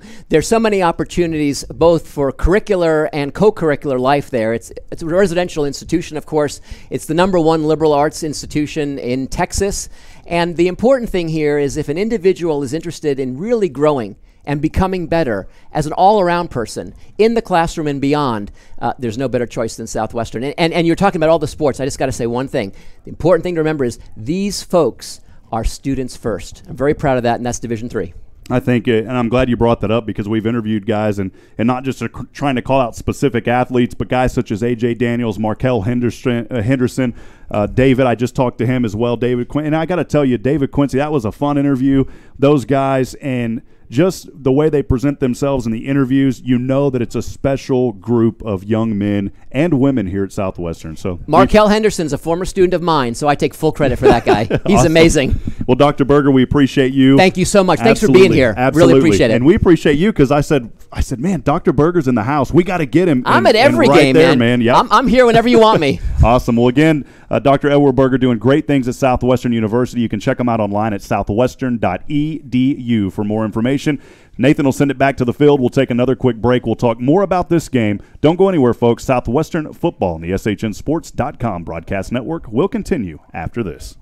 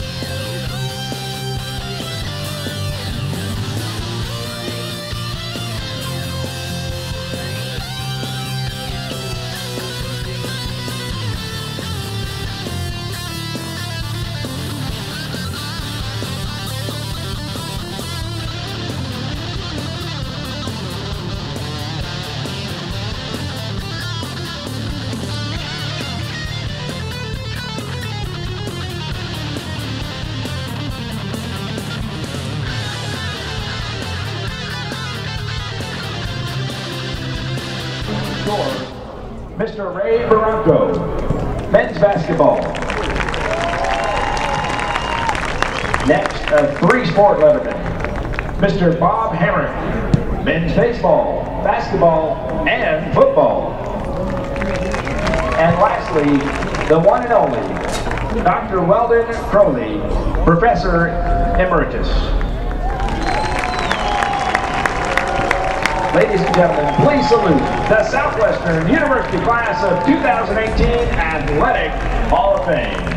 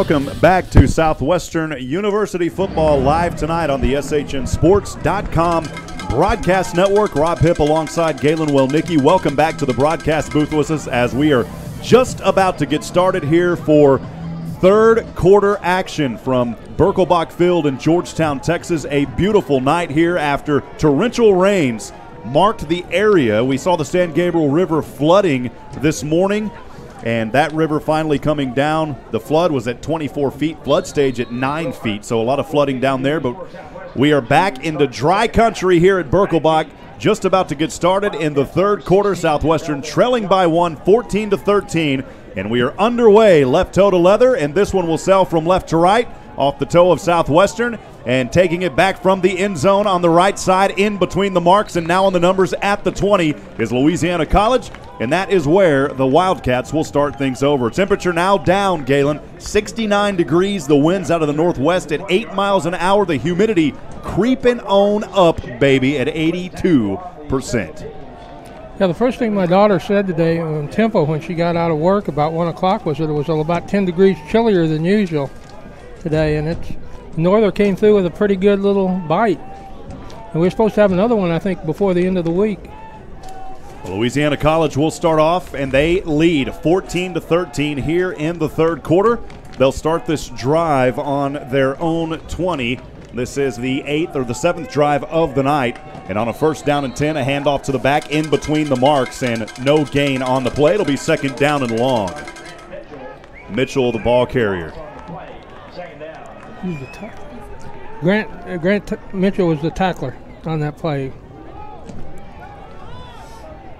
So this drive starting on their own 20. They're actually going to call it a loss of 1. It'll be second down and 11 from his own 19 as Bono has 2 receivers to the right, 2 to the left. Southwestern showing blitz, and Bono gets triggered as he drops this one. It's incomplete at the 30. Great job by the Southwestern defense. Bono's down, and he's getting up very, very slow. In fact, he's having to be helped up by one of his teammates.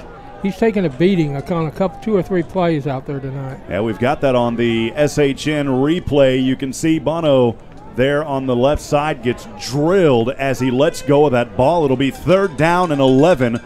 The ball on his own 19, 14-18 to go, third quarter. Louisiana College with the ball and the 1-point lead. Bono, 2 receivers to either side, has a back to his right. I believe that's Woods. Bono will step back, empty backfield now. Punt fakes to the right, now over to the left. Has his man just inside the 40. Caught in a first down at the 30. They're going to mark him at the 43. The reception there by Leandre James, the 5'11" senior from Donaldsville, Louisiana. Came into this game 6 receptions for 84 yards, 1 touchdown. He averages 14. Galen, we saw him keeping his average there. Yeah, he was kind of in a hole in the defense there. The defense kind of 2 defensive backs looking at him. First down and 10 from his own 37. Throws in the flats to the left side and incomplete. It was back into the hands of James, but he couldn't come up with it. It'll be second down and a long 10. They've got to get to the 47 to get the first down. That previous play was another example of them not getting any pressure on Bono. When they get pressure on him, he's not so apt to complete his passes, but if you give him time to find a receiver and throw, he's going to another one. Bono on a second down and 10 from his own 37. Hands this one up the middle on the left hash mark and is back. No gain on the play. Maybe again a loss of 1. We'll see what the call is here. See where they spot it, Galen. Tackle for a loss. The ball will be spotted at the 36-yard line. 13:27 to go. Louisiana College making their way from Pineville here to Georgetown, Texas on an overcast and cool night here at Birkelbach Field. Third down and 11 from their own 36 as Bono has his back. Woods to his right. Gets the block, passes over to the right. And at the numbers, catching it just shy of the first down marker. It's complete at the 46. A nice grab on that play for Louisiana College. It was JoJo Robbins. Right now, we'll find out just how conservative they want to be, and they're sending a new unit out on the field right now. Well, JoJo Robinson has been the playmaker tonight, receiving 6 times, 130 yards, his longest a 35-yard completion. And right behind him is Drake Battaglia, 3 receptions for 42. He's also got a touchdown. Robinson is the man to keep an eye on tonight. 4th down and a short one. Louisiana College lines up to punt this one away. He'll be standing around his 31. A deep snap back. Southwestern almost got a fingertip on that. It's going to sail way up into the air, and Southwestern will fair catch that ball just in front of the 30. They'll give it to him at the 34-yard line, and that is where the Pirates will start here for their 8th possession of the night. The defense coming out of the gates, getting a stop, getting a punt, and Southwestern will have it on their own 30. Where are they going to mark that at, Galen? Their own 33. Castilleja caught that punt real well with a crowd coming down on him and being kind of surrounded at the time the ball made contact with him. He had sure-handed was there, which you need in that situation. Fred Hover, the All-American quarterback for Southwestern, empty backfield, 1st down and 10 from his own 33 from left to right. His team trailing 14-13, and a pass across the middle has his man at the 45. Beautifully done on the cross route near the 50. It was into the hands of his intended receiver, Landry Bray. The senior from Arlington, Texas, came into this game 1 for 16. Now is Mr. Hargrave on the tackle, and he's starting to work into their tackle chart pretty well too. Southwestern 1st down and 10. They've got the ball on their own 48 from left to right. Hover shotgun, one receiver to either side. Misdirection, Hover going to keep it. Across the 50 he goes, angling his way to the right hash mark, and Hover will have a healthy gain of around 6 or 7. He'll have the ball near the 45 into LA College territory, and we do have an injury back near the 45. Chuck, what did you see down there on the sideline? The offensive line is playing very determined here coming out in this series.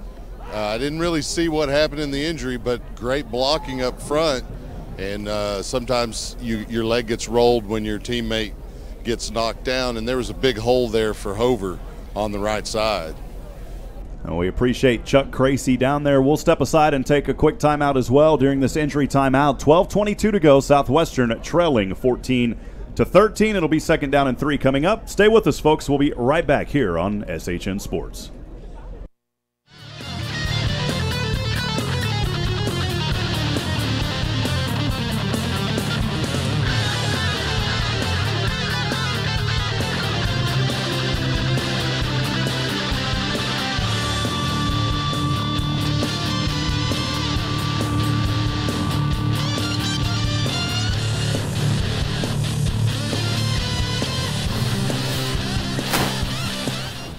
Chuck, the injured player, able to get up over there. He was down for quite some time, though. It looks like he might have banged his kneecap against another player's leg, and that's very painful. It takes a little while to walk that off. He's one of their big linemen there, a guy named Bro.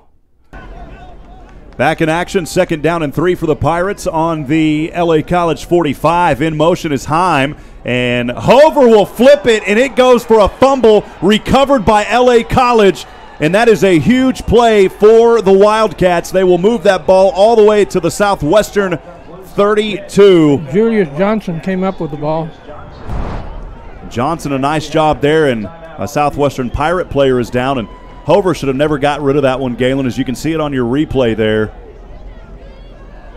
And luckily, Markel Henderson making the tackle, the touchdown-saving tackle on that play. We talked about the first half as Southwestern did a great job not allowing any turnovers, and right out on their first possession here of the 3rd quarter, turning that one over on a fumble, Galen. Not what you want to see. They put it on the ground 6 times last week. They lost it 4 times, 3 of those coming on the first 3 drives.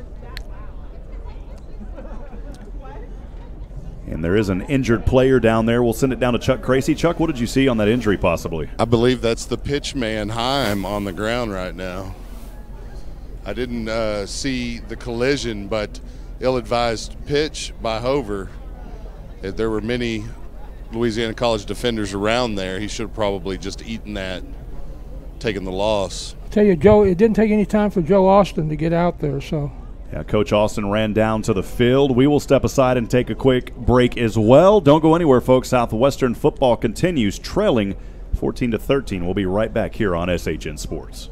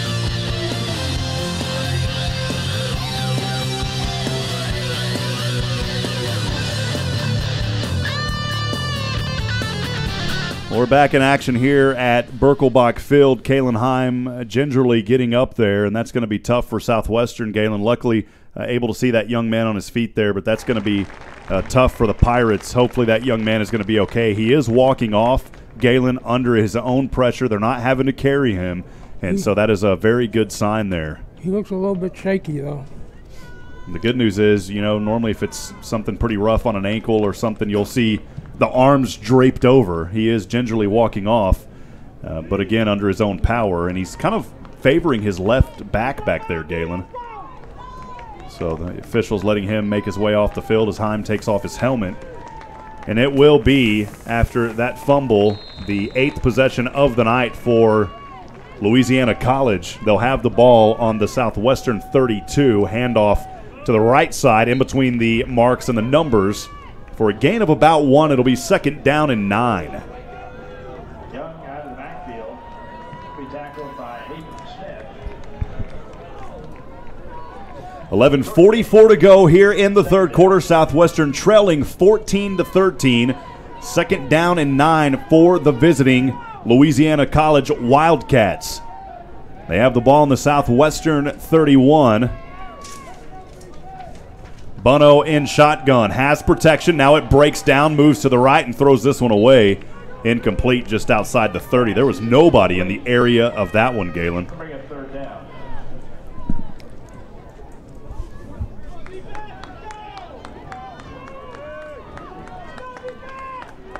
Big 3rd down here. We need to put a stop to this drive right here. 3rd down and 9. The ball rests on the 31 of Southwestern. Bono and shotgun, 2 receivers to the left, 2 up top to the right. One of those is Drake Vadaglio. We've seen him tonight do some amazing work alongside his teammate JoJo Robinson. And his team leading by 1, 14-13 on the road. Blitz coming from Southwestern, and somehow getting that ball away, but it's incomplete around the 10 between the marks. The pressure came from Southwestern, the incomplete pass.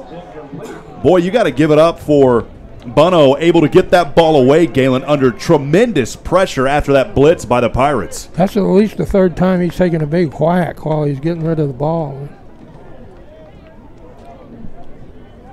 They're going to try a field goal here from maybe about a 48-yard field goal.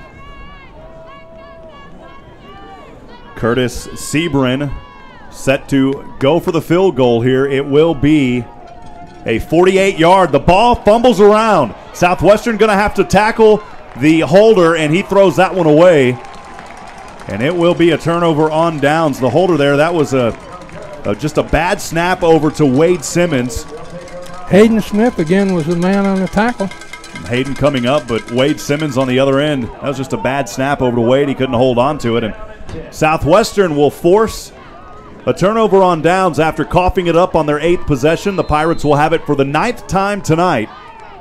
They trail 14-13 here at the 11:15 mark in the third quarter. Live from Birkelbach Field in Georgetown, Texas.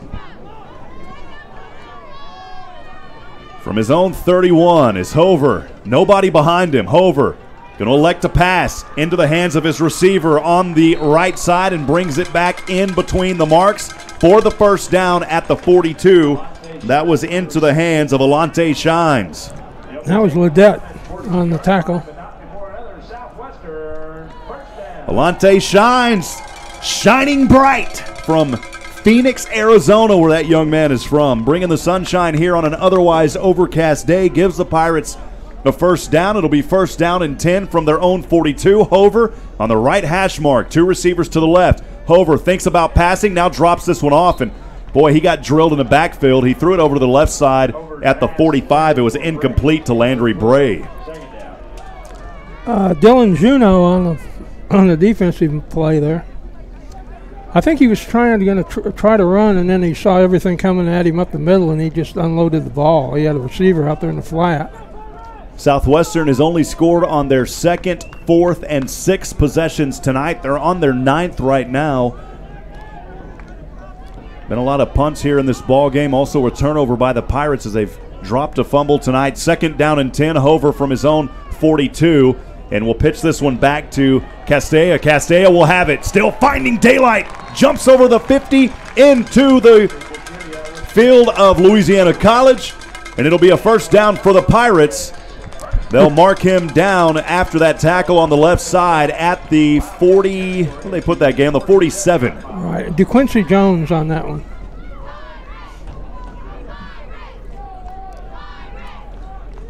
Well, we talked to David Quincy from Southwestern, DQ, and they've got their own DQ on the other side of the field for LA College. 10 minutes to go, 1st and 10. Now on the Louisiana 47 is Hover. Empty backfield. Thought about keeping it. Now escapes the defender to the left. Moves out of the protection, and he way overshoots his man on the left side at the 15. It's incomplete. That was into the area of Tavon Gwynn. And incomplete to Tavon Gwynn. He's had a few thrown his way tonight.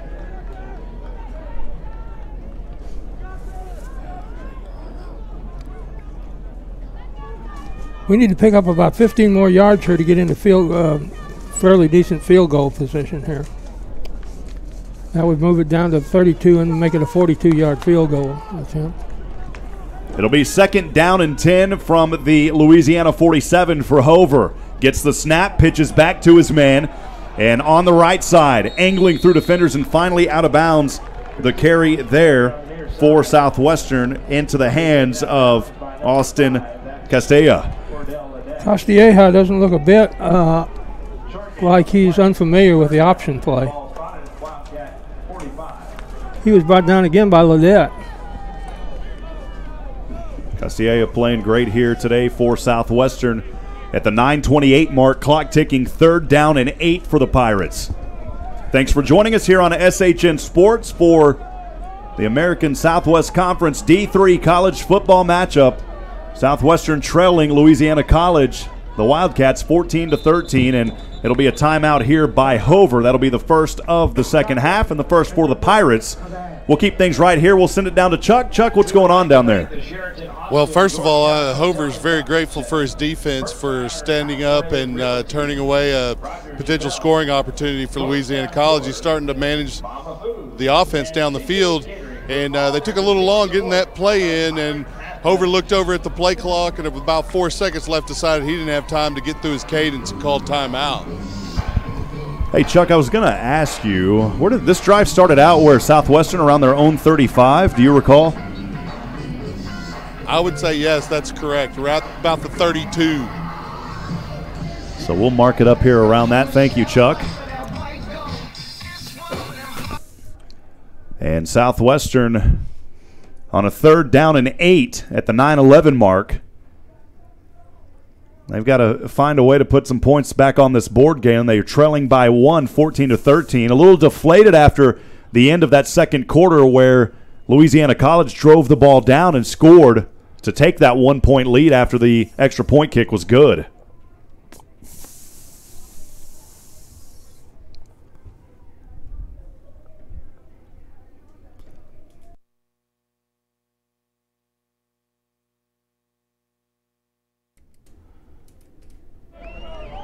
Third down and 8 for the Pirates on their own on the Louisiana 45. Hover passed his right side off the left hand of his receiver at the 35. It was Gwynn, and he tried to come back for that one, and luckily didn't break back a finger. He's shaking his hand down there a little bit. Galen, that was a dart right into his hand. Sure was, and we got another punt situation for Southwestern. So Southwestern will punt this one away. Key set back to receive around the 10.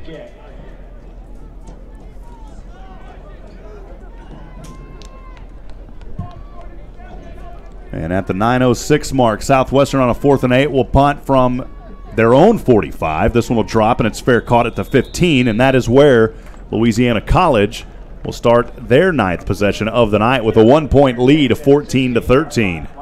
It's another time for they need the defense to stand up and be noticed here on this one.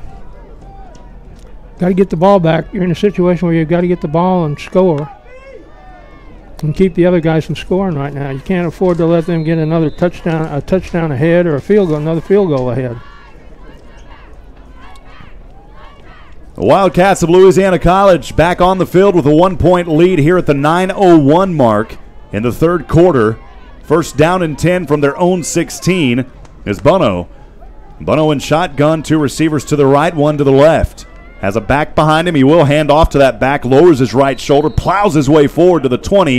A 3-yard gain. It'll be second down and 7 from the 20. Maybe second and 6. They're going to say second down and 6. They actually brought the ball to the 21. Second down and 6 from the 21, Galen. Brockman came in and made the tackle for Southwestern.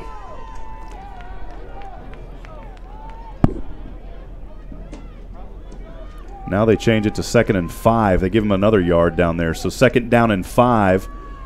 And a pass here on the right side and leveled for no gain. Maybe a couple on the play. It looked like originally no gain, was able to dive forward for another yard or 2.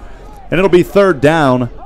Minifield made the tackle on the Josiah Minifield, we had him on as our player guest last week.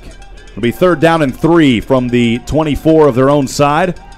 Bono calls a hard count. Now everybody stands up, looks over to the coaching staff there on the right side of the field. Of course, head coach Justin Charles, his second year as the head coach of Louisiana College, took over that program prior to the 2017 season. Third and 3 from the 24 on his own side. The handoff and the first down. He needed 3, and it looked like he got 4 on that right side, dashing across the numbers. First down for Louisiana College at the 7:38 mark here in the third quarter.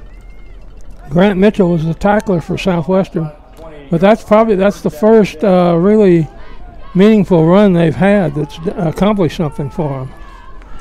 7:25 to go, third quarter. Southwestern trails. Louisiana College has the ball, leading 14-13. First down and 10 from their own 28. Bono throws this one in. Just miscommunication, incomplete across the middle at the 40. The intended receiver on the play was Drake Battaglia, who has had a phenomenal game for this Louisiana College Wildcat team. He's second behind Robinson tonight. Bono got decked again. They may have to have an ice bath on the bus for him going back to Pineville tonight. Hey, with the temperatures in the 60s, you know, it feels like ice outside finally. People laugh at us, but when you've had 110-degree summers and you get a 69 degrees, we'll take it, Galen. That's true. Second down and 10 from his own 28. Bono gets late as he delivers and has this one near the 30. He does throw it to his receiver. It's caught on the right out-of-bounds mark, just shy of the 30-yard line. They're going to mark it down at the 32, but, man, he was drilled on that play. By Joel Heideco from Magnolia, Texas, came into this game with 18 tackles. That had a little meaningful bump on that tackle. He kind of limped back to the end of the formation here. Hard count, third down and 6. Bono from his own 32 at the 6:34 mark in the third. His team leading 14-13. 2 receivers to either side. Has Woods as his back to the left. Woods is going to block, now goes out. And a pass over to the right. Man, all alone at the 40 in Southwestern territory. And finally dropped out of bounds just outside of the 30. A reception there on the play by the big 1-5. That was JoJo Robinson. And Aaron Robinson knocked him out again. We got the Robinson on Robinson.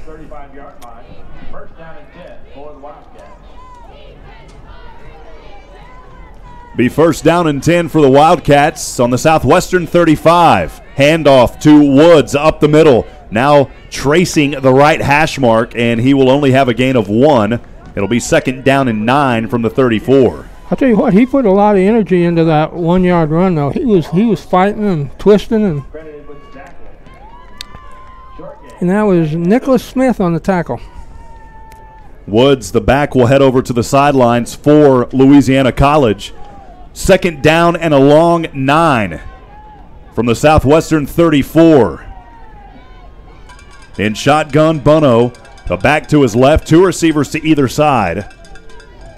And he will hand off to that back, tracing the right side, still on his feet. Dancing through defenders is Melvin Young the third, and Young will only pick up about a yard or 2 on that, Galen. We'll see where they spot the ball. It will be third down, and it looks like 7 from here to the 32-yard line on the right side. So the ball resting on the 32, third down and 7. 5 minutes to go here in the third quarter. Southwestern trails 14-13. Louisiana College driving here. This was a drive that started out all the way on their own 16-yard line. That was Hudiko on the tackle, on the last tackle there. Empty backfield this time on a 3rd and 7 from his own 32. 2 receivers to either side as Bono steps through defenders. Now he's going to tuck and run. Still has it. Throws this one. And he looked like he was above the line of scrimmage. It's incomplete down in the end zone. But, man, he is lucky that he got rid of that one, Galen, because from here it looked like he was past his line of scrimmage, Galen. We'll look at the replay. He got smashed again on that play, and I'll tell you what, he's feeling a little pain out there right now. Battaglia goes in motion on that play, and if you look here on the replay, he was past the line of scrimmage, Galen. A break there for the Pirates. If he wasn't past it, he was right on it. And that will be 4th down and 7, and they're kind of in that no man's land, so they're going to go for it here on a 4th and 7, empty backfield, ball on the Southwestern 32. Trips to the left, 2 up top, and Southwestern slams him for a loss on the sack. Back to the 45. What a play by the Pirates. Coming up huge for Southwestern was Lawson Piles saying, I'm going to pile it on you, baby. There ain't no better way to say it, Galen. Piles. My goodness. After that last tackle, they may need to have 2 ice baths for him on the... Wow. You know, he's got hit really remarkably hard 3 times on that drive. A 4th down attempt, turnover on downs, the 10th possession for the Pirates tonight. They'll have it on their own 40. Hover in shotgun, Markel Henderson the back in motion to the right side. Markel tries to dart through the flashes of orange, and he will be stopped for only, well, they're going to mark him back to the original line of scrimmage at the 40. No gain on the play. It'll be 2nd down and 10 from the Southwestern 40. Clark got the tackle on that play. Again, we want to bring into the broadcast all of our fans there at SHNSports.com. Want to remind you as well, subscribe to our YouTube channel at YouTube.com/SHN Sports and the number 1. 2nd down and 10. Southwestern from their own 40. Hover. Markel Henderson in motion. The handoff to Markel as he goes to the left side. Tries to angle his way back to the 40. And again, for the 2nd carry in a row, no gain on the play as he gets right back to the 40. Quincy Jones on that tackle. They've done an excellent job, really, of defending the wide option. Yeah, it's like I was saying, just back-to-back plays there, and Markel, really nothing on it. Tavon Gwynn will head back onto the field now for the Pirates. He'll line up as a receiver up high to the left, all alone by himself. Trips to the right. 3rd down and 10 for the Pirates on their own 40, trailing by 1.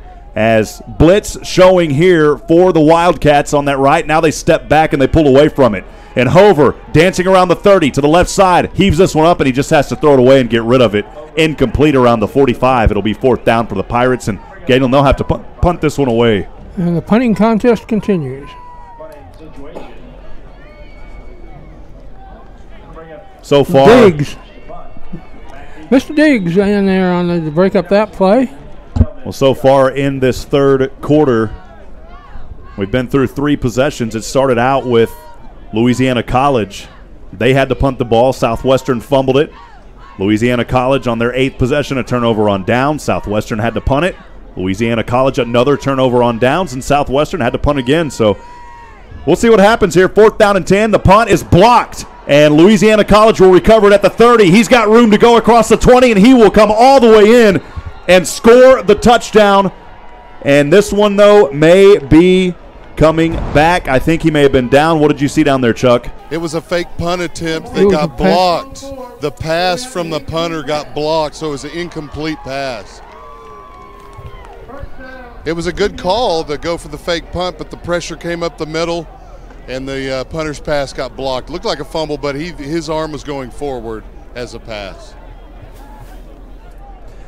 And that is the call. They called an incomplete pass, and that will give Louisiana College great field position here on the Southwestern 40. Galen, I think in that case, you've just got to punt it away. That's just my opinion. Well, they were hoping to catch him flat-footed at this point in the game where you wouldn't expect a... There's still a lot of time on the clock, and this is a team that has shown that they can start scoring here if they get momentum. First down and 10 from the Southwestern 40. Woods the ball carrier, and he will be drilled for a loss as he tried to go over to the right side just outside the 40-yard line. A loss of 2. It'll be second down and 12 from the 42.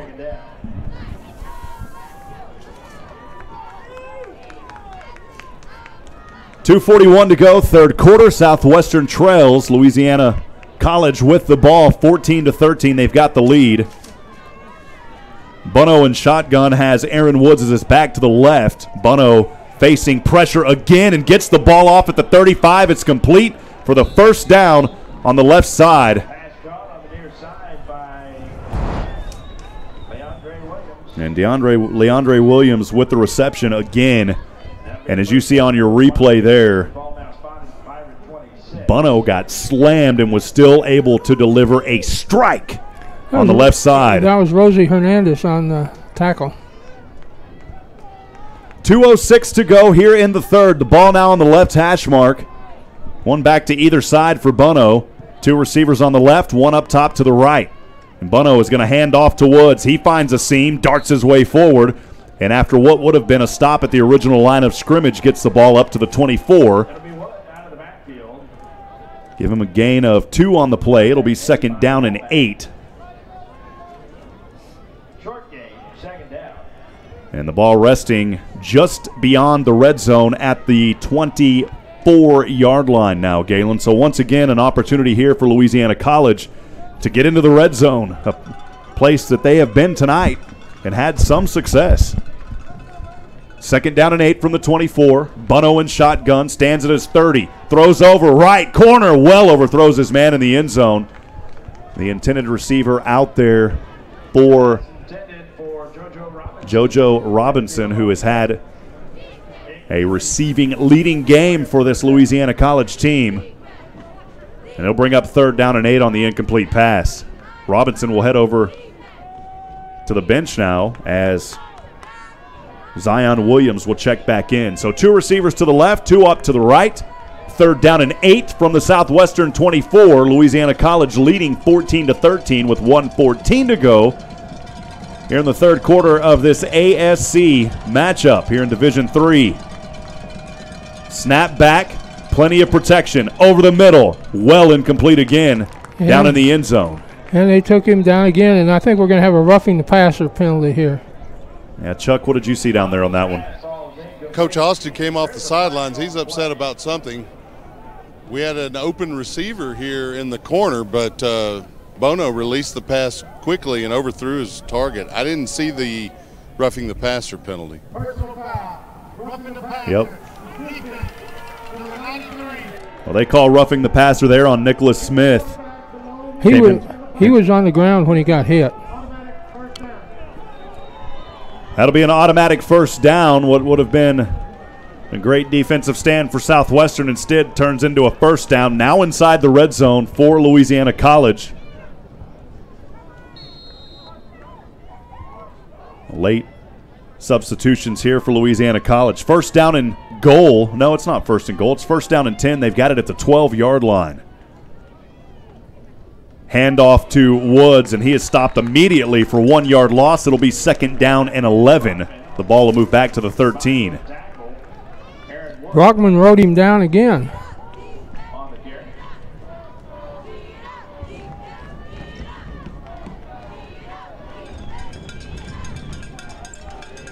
.49 seconds to go, third quarter. Louisiana College threatening, leading 14-13. The ball resting on the 13-yard line of the Pirates.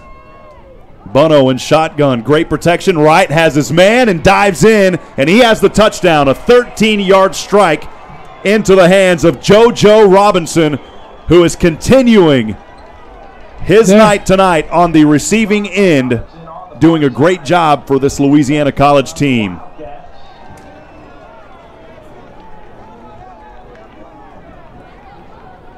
Southwestern was, for a moment there, and Joe Austin was running out toward the field. They were contending that he didn't hold on to the ball. The ball did come loose pretty quick, but he had crossed the plane. Sebring with the extra point kick. It is up, and it is through the uprights, and Louisiana College takes an 8-point lead now, 21-13. Chuck, down to you. The pass didn't look complete to me. He did break the plane, but as he went across into the end zone, the ball fumbled out of his hands. So he didn't complete the process of a catch. But it looks like they're going to give him the score, obviously, as they gave him the extra point. Well, we appreciate Chuck down there on the sidelines. I don't think Coach Austin happy about that either. He's throwing his hands up to the officials saying, hey, what's going on? As you can see on your video screen there, Mickey getting the shot of that, and Coach Austin just kind of has his arms up. I think Chuck had a good look on it. Chuck was right down there in that area on the sideline, Galen.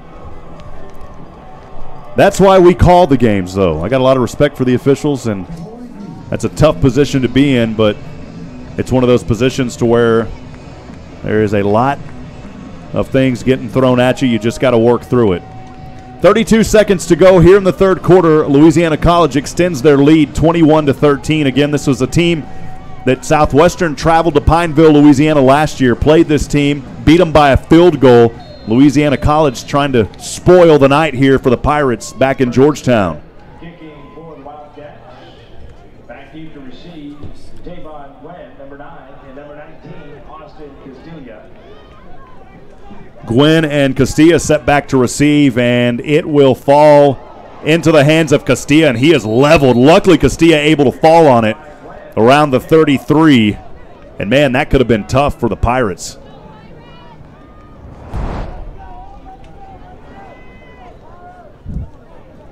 That was another kick that just took an awkward bounce. And it was Gwen coming up with it there. He bounced into Castilla, Galen. I think for good analysis right now, we might put the microphone a little bit closer over toward the Southwestern coaches booth. Because they are not a happy group right now. Southwestern will have it first down and 10 from their own 33. And is that Kalen Heim back in the game? It is, and that is a good sign to see Kalen Heim. No gain on the play, but more importantly, good to see that young man back out there after he gingerly walked off the field earlier, as he was down for quite some time, Galen. I think they're just going to let the clock run down here, and we will have third quarter stats momentarily.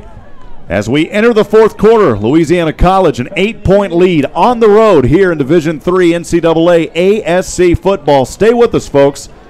Louisiana College leading 21-13. Southwestern with the ball. We'll take a quick break. Pirate football on SHN Sports will continue in a few moments. When I get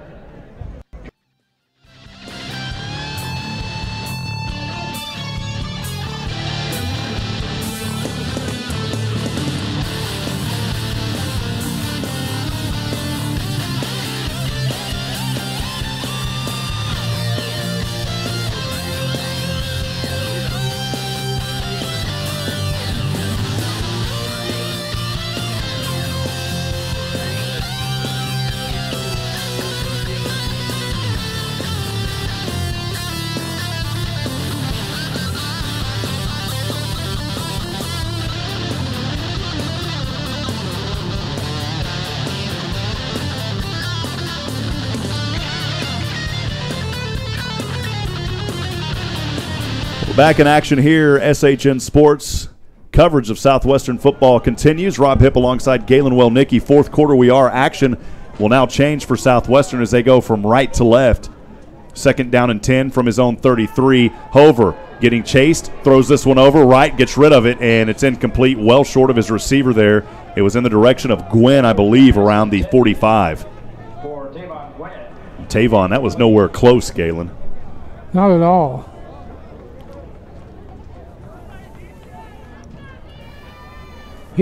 Hover was under a lot of pressure, though. So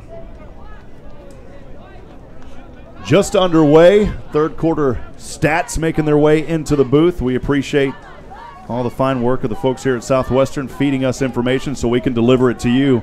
14:55 to go, third down and 10 for the Pirates. Galen, let's be honest, they've got to convert here. And now a flag is thrown, and that may be a false start. Chuck, what did you see? Offense, number 19. Yep. With 12 men. 5-yard penalty. too many men on the field. Yeah, but he didn't snap the ball yet. Chuck, what did you see down there? Rob, they broke the huddle with 12 players. Okay, that's what I was about to say. Well, you saw that young man trying to run and get off the field as quickly as possible. I thought maybe it was because there was 12 when he snapped it, but that makes sense. So 3rd down and 15. The Pirates hurting themselves here, though. 3rd down and 15. The ball back on their own 28. Hover on the right hash is going to throw this one up the middle, and it's dropped by Kalen Hipp. Hipp was spinning around like a top. That would have been close to a 1st down, and instead the Pirates are going to have to punt this one away. Kalen not happy with himself on that play, Galen. And on the 11th possession of the night, the Pirates will punt away to a Louisiana College team that's got a 21-13 lead.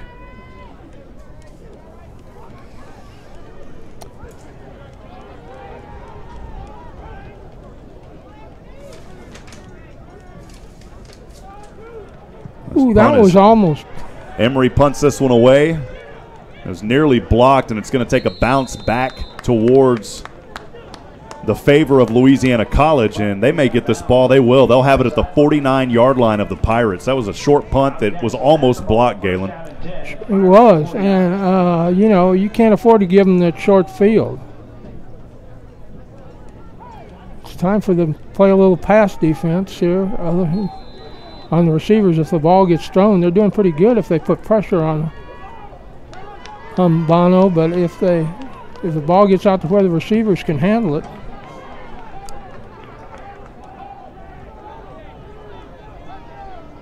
First and 10, Louisiana College from the 49. The handoff to Woods, and Woods is chopping trees as he goes forward on the left to near the 40.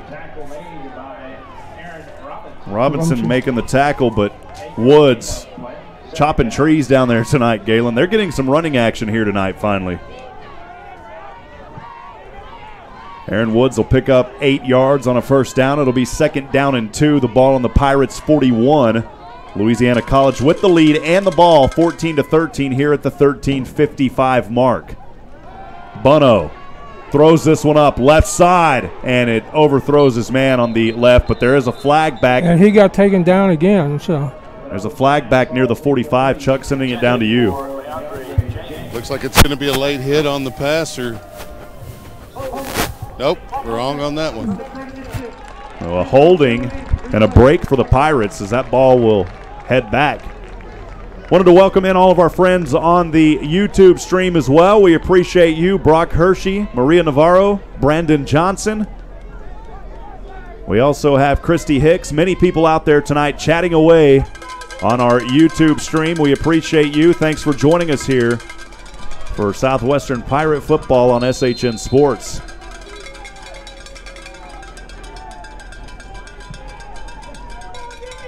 Second down and 12. Back on the Pirate 49 now for Louisiana College and Bono. Bono in shotgun, 2 receivers to either side, throws to the right side on a cross route, has his man, backs through a defender, still on his feet, backs through another, and finally brought down. A big gain there to the 38-yard line, and it was Drake Battaglia. Brockman ended the play with a one-handed tackle on the guy's legs. He broke through a couple of tackles, and finally Brockman able to drag him there off that left leg. 3rd down and 3. The Pirate defense trying to fire some cannons here. The ball back on the Pirate 42. Bono in shotgun. 2 receivers to either side. Woods is going to be his back to the left. I'll tell you what, there's a fan down there with a hyperactive bell down there on about the 40-yard line. 3rd and 3. The pass across. It's almost intercepted. Incomplete. The intended receiver on the play was Zion Williams. Bono's pass intended for Zion Williams. Ball is incomplete. And thankfully, incomplete there. As you can see it on your replay, it was almost intercepted on that play, Galen. Rosario Hernandez, I believe. It was, and he would have had another interception. 4th down and 3. Louisiana College lines up like they're going to go for it. They may be trying to draw Southwestern off sides. Hard count already called. The ball on the Southwestern 42. And now they do take the play. Pass over left side, almost intercepted again by Hernandez. On the left side, it's incomplete, and Southwestern will get the turnover on downs. They'll have the ball trailing 21-13 here at the 12:57 mark in the 4th, Galen. I'll tell you what, right now Bono would look like the illustrated man if Brockman signed every time he's hit it, every bruise that he's put on him in this game. Because he's been hit again. He's been hit 10 or 11 times now, really hard. Southwestern. He still keeps ticking now. Southwestern breaks off the sideline. They'll start this possession in good field position on their own 42 on the left mark. Empty backfield for Fred Hover, the All-American. Senior leader for Southwestern. And he will keep it. Tries to gut it up the middle. And he will tag the left hash mark and pick up a few on the play. It'll be 2nd down and 7 from the 42. Julius Johnson on the tackle. So 2nd down and 7 from the 42-yard line at the 12:35 mark. LA College leading here 21-13. Galen, they have got to get something going on this drive. So we go back and look at their last few drives. Every one of them this second half has resulted in a punt or a fumble. Again, 2nd and 7 from his own 45. Hover, empty backfield. Steps up, going to pass over left side, looking to Gwynn, and Gwynn is overthrown at the 25, and another incomplete pass.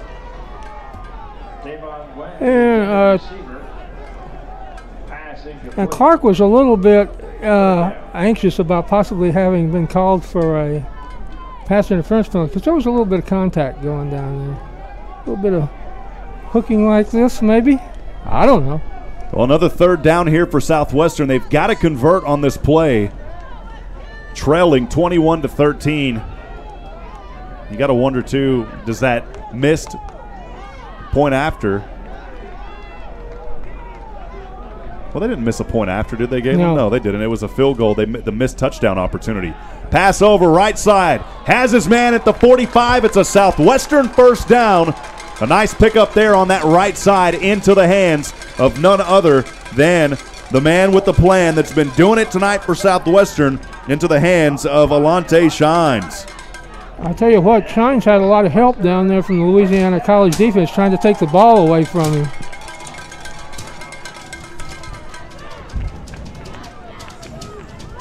Well, we got inside their territory again finally. Back 1st down and 10 from the 44-yard line. Hover going to keep it. Trying to push behind his line, and Hover with a second effort will get up to the 40. It'll be 2nd down and 6 for the Pirates. Well, we talked about, Galen, they needed to convert a 3rd down. Shines got him the 1st down. Right.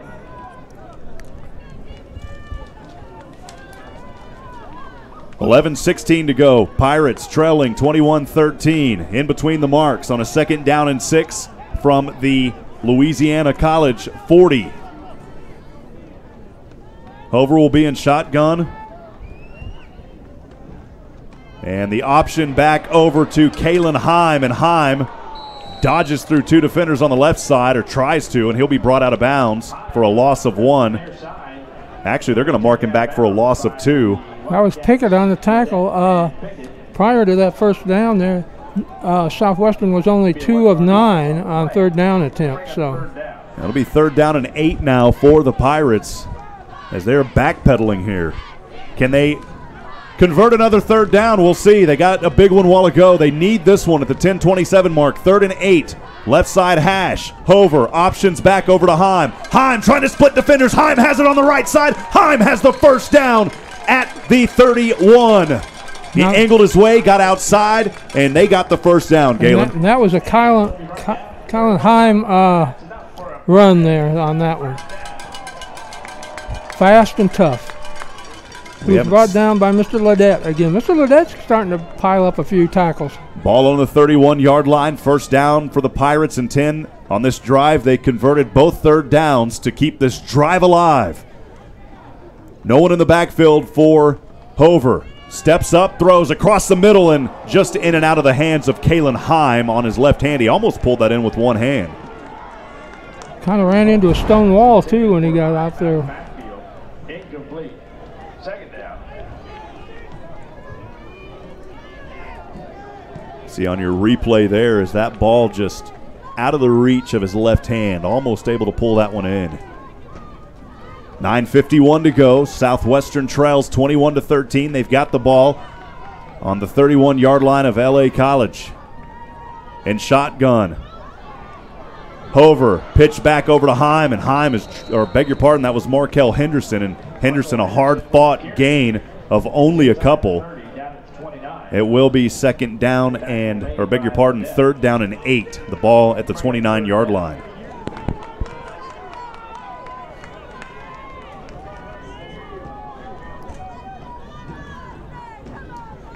So the drive that started on their own 42, currently on the Louisiana College 29, another third down here for Southwestern.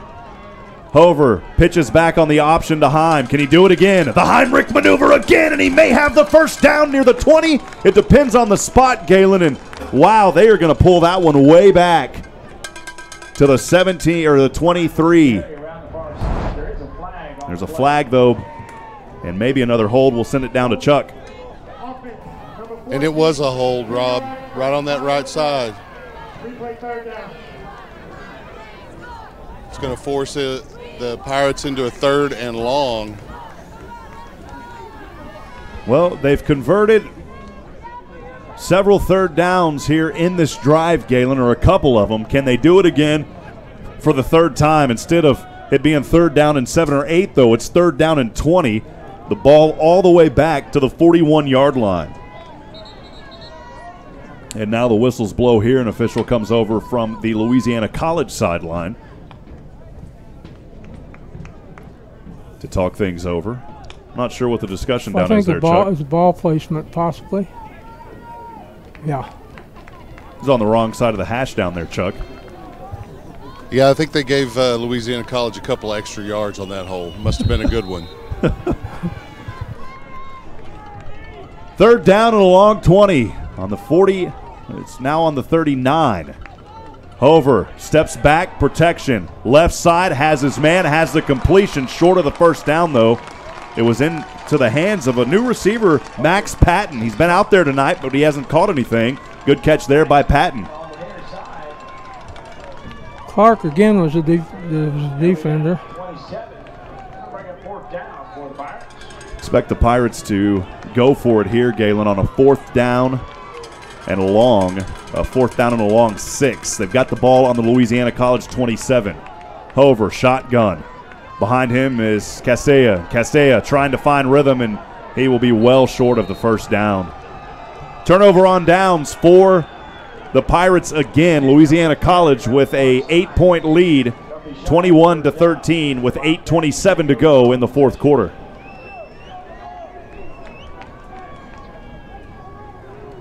The 12th possession coming up tonight for Louisiana College.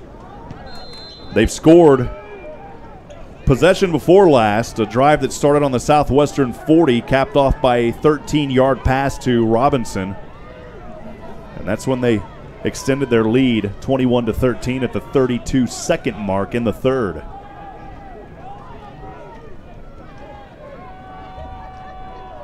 Here on a 1st down and 10 from their own 27, and a gain of only 1 on the play. It'll be 2nd down and 9. This is a key drive for Louisiana College. They could ice the game, actually, in a couple of ways with this drive.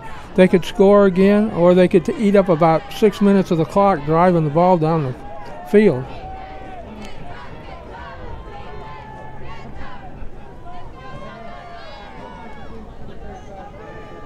Second down and 9 from his own 28 is where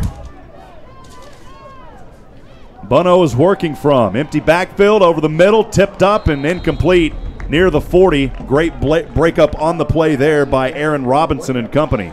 Now this is what you'd call a real key 3rd down. It doesn't have to have the theatrics of an NFL broadcast or anything here to make it a key 3rd down, but this really is a key 3rd down. You got a chance to stop them and keep them a good ways back. 7:47 to go. 3rd down and 9 for Louisiana College. Stepping back, has protection. Now it's breaking down, flips it up to his back. Southwestern trying to get there in time, and they got him. A gain of a few on the play, but a broken play there as Bono had to get rid of it. He flipped it up to his man in the back. And Southwestern able to hold, and they will have an opportunity here to get the ball back, ticking just above 7 minutes. That was just about probably, if Southwestern wins, one of the key defensive plays of the game right there. Back deep will be Castilla. Castilla back deep to receive this one. He's just in front of the 25. For the Wildcats, number 45, And Matthew Guff. Matthew Guff set to kick this one away. 7:01 to go. The punt is up. It's almost blocked. High punt, and it will drop at the 30. Southwestern, Castilla will run it, and Castilla will have about a 10-yard return near the 40-yard line. They'll finally mark him out of bounds at the 42. Southwestern, great field position here, and an opportunity, Galen, trailing 21-13 at the 6:51 mark. Juneau forced him out. The 13th possession of the night for the Pirates. They'll have it on their own 40-yard line. Chuck, you're down there in the middle. What has the attitude been on that bench down there? You know, the attitude is up. They're high. They know they're in this game. They could do something about it right here. First down and 10 from his own 40. A flip and dip back over to his back and drilled, but they'll give him forward progress for about 3 on the play. Markel Henderson was hoping he could break through that. It'll be second down and 7. He was about 18 inches from hitting the hole. There was a sighted hole there on the left-hand side of the line, but he didn't hit the hole. He hit the defender instead of the hole. The defender was Mr. Ledette, Jr.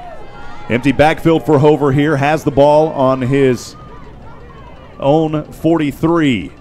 He's going to tuck and run. Hover finds daylight, spins his way across the 50 into Louisiana College territory, up the middle at the 48. First down for the Pirates.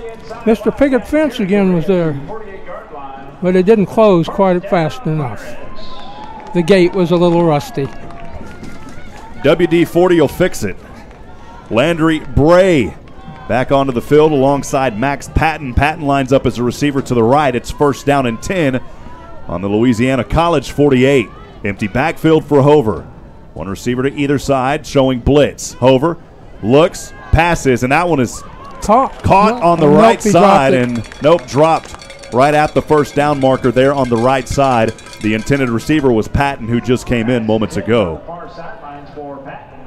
I thought it got tipped at the line of scrimmage, Galen. I'll bring up second down. Could have. Something deflected the flight of the ball. Well, Southwestern in their previous drive on a lot of third down plays that they had to overcome. After 2 of them, they finally couldn't keep that drive alive, and they're facing a second down and long here. First down, you want to get positive yardage. It's been a struggle tonight for Southwestern. Empty backfield, second and 10 from his own 48. Hover dancing through, spinning his way forward, and he'll have a first down, a 10-yard run to the 38-yard line. That's what Southwestern needs, Galen. They don't want to get in third and long situations. Another slow closing picket gate. First down and 10 from the Louisiana College 38. Hover again on the carry. Over the ball keeper. He'll only pick up 2. It'll be second down and 8. And maybe they'll say, no, only 1. We'll see where they mark the final spot. They move it back. It'll be second down and 9. That picks up 1. Ball now spotted at 37. Second down. Ball in between the marks at the 37. 5:01 to go. Southwestern taking a lot of time here, Galen. Still got 17 seconds on the play clock, though. Well, they're trailing by 8, so they've got to get down. They've got to score a touchdown. They've got to go for 2. Odds stacked against them, but they're trying to work for it. Second down and 9 from the Louisiana College 37, Hover. And this time he is dropped for only a gain of 1. It'll be another third down and long situation. A nice tackle there on the play. Coming up to number 5, it was Orel Ledette Jr.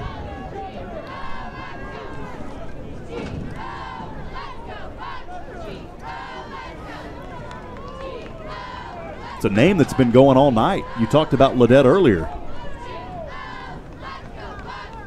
It's actually Leday, and I beg your pardon. I've been saying that wrong the entire. It's Leday. 4 minutes to go. 3rd and 8 from the 36. Hover steps back. Right, has his man, has the first down and more. Darting his way to the 21. Wow, what a reception on that play. It was Alante Shines. It's shining bright back at home in Arizona and shining here tonight for the Southwestern Pirates.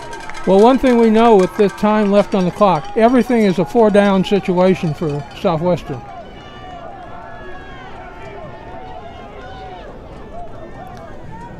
Yeah, they're just running some clock here.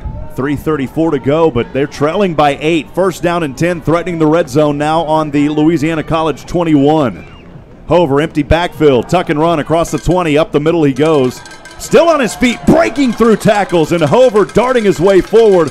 He'll have a healthy gain to the 14-yard line. And it'll be second down and 3. Pick it again. You can see on your replay there is Hover almost brought down and still able to break through tackles. In the second effort, giving his team a second down and manageable 3.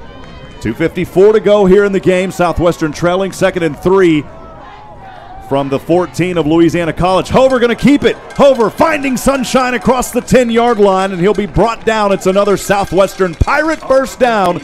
It'll be first and goal from the 10.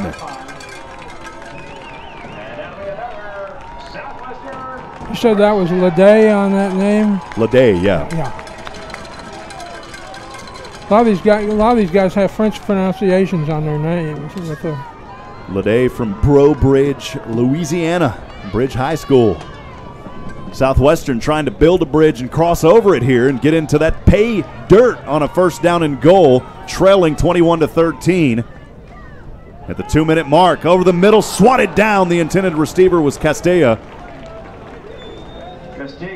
I guess this would be pay field turf. Yeah, pay field turf. That was old Julius Johnson again on the defense. Well, Alante Shines makes his way back onto the field. It's second down and goal from the 10. Shines will line up as a receiver on the left. Patton will line up on the right. And Landry Bray also on the left. Second down and goal. Hover flips back over to his back. And it is angling to the left side is Castilla, and he will be brought down for a loss of 1. Hargrave on the tackle. Be a loss of 1 at the 11-yard line. So third down and goal from the 11. Time running down here for Southwestern. They've got to score, Galen. 1:45 to go. The Pirates have 2 timeouts. Louisiana College has all 3 of theirs, and Coach Joe Austin finally calling a timeout here. That'll be the second one of this half. We'll send it down to Chuck. Chuck, your thoughts? Well, Louisiana College, as they've done all night, have had great pursuit laterally across the field, and you know, Southwestern likes to get outside if they can, and Louisiana College has turned that away for most of the night.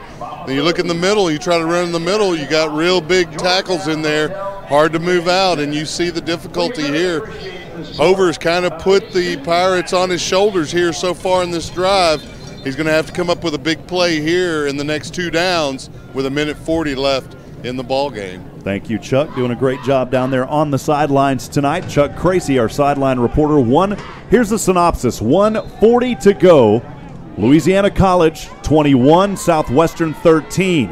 The Pirates, this was a drive that started on their own 40 after a Louisiana College punt. It's third down and goal. The Pirates, though, going backwards. They're on the 11-yard line on a third down and goal on the left hash mark. Hover will be in shotgun. His back to his left, trips to the right. One other receiver is Gwynn down to the left, and now a timeout called by Louisiana College. Galen, you got to wonder the anxiety right now, not only in the coaching staff, but these players. It's kind of a situation that's kind of scripted right now as to what you would do. If you get in there, score the touchdown, get the 2-point conversion, the game's tied, you kick off as regular. But if you score the touchdown, you don't get the 2-point conversion, then you've got to come back with the onside kick to get the ball back. There's just, with this little time, there's just no way to play a defensive series. 1:40 to go here in the game. Timeout still underway. And it's 21-13 as Louisiana College breaks out of the huddle. The Pirates will head over to the field now as they will try to punch this one in. They've got 2 opportunities to do it. Of course, they want to do it here on 3rd down, Galen.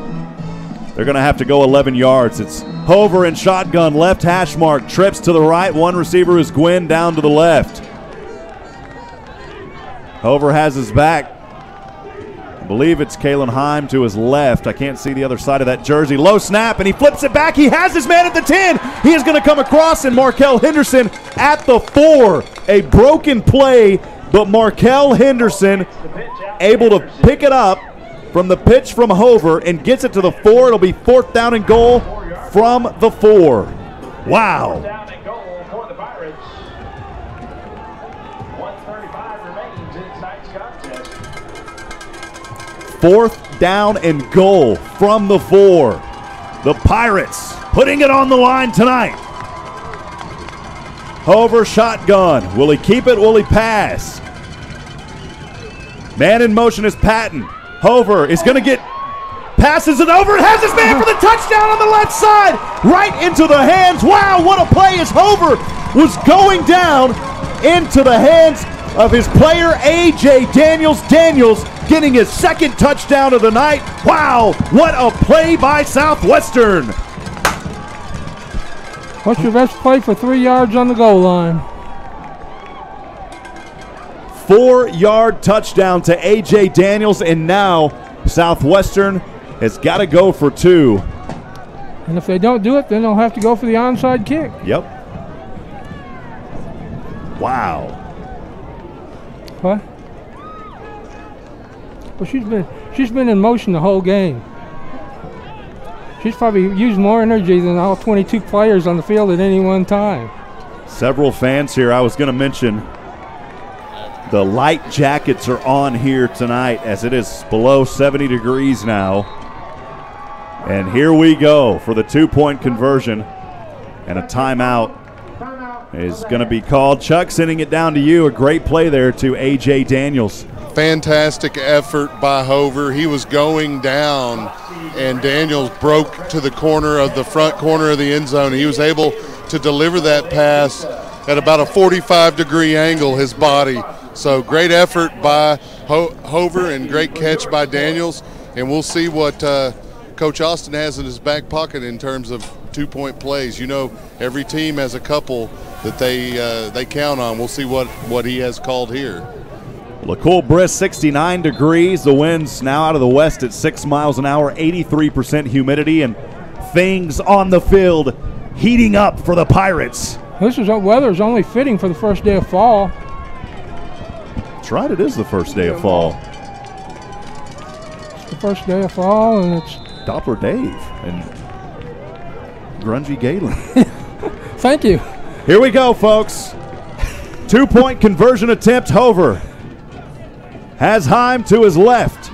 Trips to the right. It's actually Henderson. Hover going to try to bounce his way forward. Did he get in? He may have been stopped right at the line. Southwestern wants it. And no official word yet. We're looking at the replay up here. Chuck, what did you see? It was a very close play. Hover dove. The ball kind of came out of his hand as he crossed the goal line. And it was one of those very, very close calls like the touchdown prior that Louisiana College got. Looks like it's going to go against Southwestern. We're going to need an onside kick here with 1:31. We looked at the replay up here. It was close. The ball was on the goal line, but was it there before Hover went down? We'll take another look at it. We've only got the one angle, but as we take another look at the play, hard to see from this angle, but Hover gets the snap, a fake handoff to Henderson, and you just really can't tell with that pile of bodies. A second effort by Hover shows the ball, though, right on the goal line. And, man, that is unfortunate for the Pirates as they will have to do the onside kick here. They've only got one timeout left. So, Galen, this one could have, if they can't get this one may be all but over. Still time, though. Anything can happen. We'll look at that replay one last time.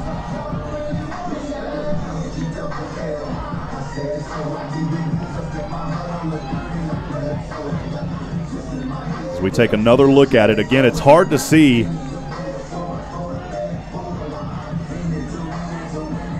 Hover was close. Yeah, we've got the replay up here, Chuck, and that would have been a hard one, man. We'll see about the onside kick here. As Southwestern will go for the onside. 1:31 to go, trailing at 21-18. Fierce will set to onside kick this one in between the hash marks. His team trailing by 2. They need it. It's up in the air, takes a bounce, and it goes right into the hands of Louisiana College at the 50. Hard. It rolled right into the hands. Kick is recovered by Leandre James. To Leandre James. And Galen at 1:30. I don't know if you've got enough time. You know, now this is going to come back to bite you when you ran down the clock.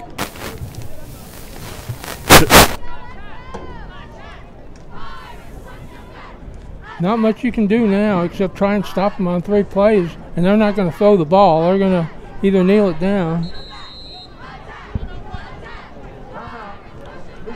And Louisiana College will call a timeout here. So you've got 25 seconds per play, Galen. So let's do the math here. That's 100 minutes. And you've got 90 seconds on the clock and 100 seconds worth of time on 4 plays. So the math is not good. It's not in your favor. You know, you need a turnover, you need a takeaway of some kind. And they're not going to put, even as bad as a running attack is, they're not going to put the ball in the air, I don't think.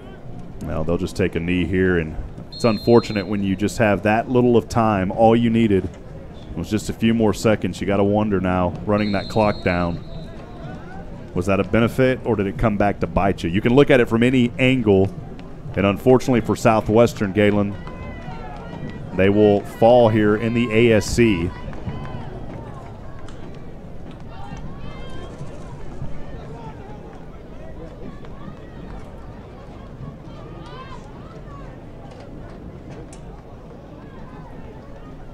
And unfortunately for the Pirates, a rally of sorts, but they're going to fall short by 2 points here in this one, 21-19 tonight. Your hats off to Louisiana College as they come back. In the second year, in the second meeting, the all-time series will fall to 1-1, but they come back in this game, Galen. Well, they were ahead this game, but I'm talking about they came back this year and they said, you know what, you beat us on our field by 3 last year. How about we come in and beat you by 2 on your field this year? Hats off to Louisiana College. A great turnaround game for this program. They needed a win. They got a big one here versus the Pirates tonight. A lot of things that Southwestern is going to talk about and have to work on. And you got a real tough opponent coming up in the next game over in Belton. And another knee, and that will do it. Your final, Louisiana College 21, Southwestern 19. Chuck, a tough one down there tonight for Southwestern. Yeah, Rob, you don't really want to drop one like you did tonight. There were a couple of calls that were very close. In fact, the touchdown that put Louisiana College ahead for good looked to me like if there were instant replay, it may have been overturned. You know, one of the calls goes against you. The 2-point conversion likely was not good, although it was close. You know, tough break all the way around. Southwestern came out, they battled hard, but give credit where it's due. Louisiana College just a little better today. Yeah, we're continuing to show that replay here on our screen. We slowed it down to about half the speed, and Chuck, it is really close. So, well, we'll step aside and take a break. I'm not sure. Coach Joe Austin, actually, Chuck, is making his way towards you. So, Coach Austin is heading towards you, and we will get an interview. And, Chuck, if you don't mind, ask Coach if he plans on coming up here with a couple of players, if you don't mind. I'll send it back down to you with Coach Joe Austin. Okay, Coach. Tough break. You had a couple of close calls there at the goal line on this end here. What are your thoughts on the second half here for your team? Well, I don't know, my reaction, I'm going to save until I get a chance to reflect and watch film and figure out. We're in a position now where we really have to battle. We're young in a lot of places. Our execution isn't where we'd like it to be in a lot of places. So we're going to have to make sure we're ready every week. I told everybody this is a very good team, and they showed that they're a good team. Well, it's a tough conference. It doesn't get any easier this week. Talk about your upcoming game. Well, we'll start thinking about that, later tonight or in the morning. But obviously, we're playing, one of the better teams in the nation, and that'll be a tremendous challenge for us, especially with our young defensive secondary to match up with their athletes. Well, I think y'all played pretty well tonight. Again, a couple of tough breaks that, from my angle, at least on the touchdown over here that they granted Louisiana College, that it looked like it wasn't a completed pass to me. But, tough call. There's not instant replay, so you move on. That's part of football. Yeah, we'll have to look at the film. I didn't to the naked eye, but we can't put the game in the hands of the officials, and so I'm not going to blame that. We've got to just keep working. It's going to be a grind this season. Certainly is, Coach. Good luck this week. Thank you. Back to you, Rob. So Chuck Cracy down on the field with head coach Joe Austin. A tough night for the Pirates as they fall here in conference play against a very tough team from Louisiana College. Again, a special shout-out to those folks at Louisiana College. We appreciate them and all the fine work and the hospitality that those guys have. But again, Southwestern falling tonight. And a tough one, Galen. This was a team that had a little bit of a rally, but they just weren't able to hold on. We'll take a quick break. We'll break this one down. Don't go anywhere, folks. Southwestern Pirate Football on SHN Sports will continue in a few moments.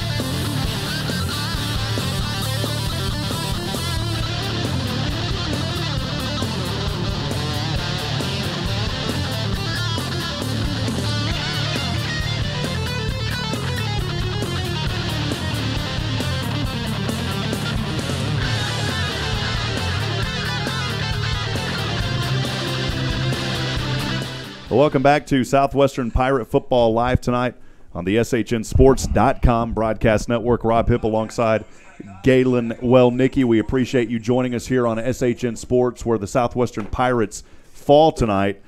Tough game for the Pirates, Galen, as they came into this contest at 2-1. Is that correct? 2-1, 2-1, and 1-1 in ASC play, and now they fall to 1-2 in conference play.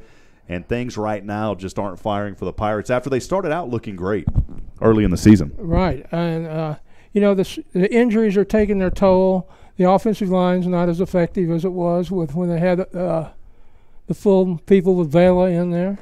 The defensive secondary is very young right now. And, good experienced receivers are taking them to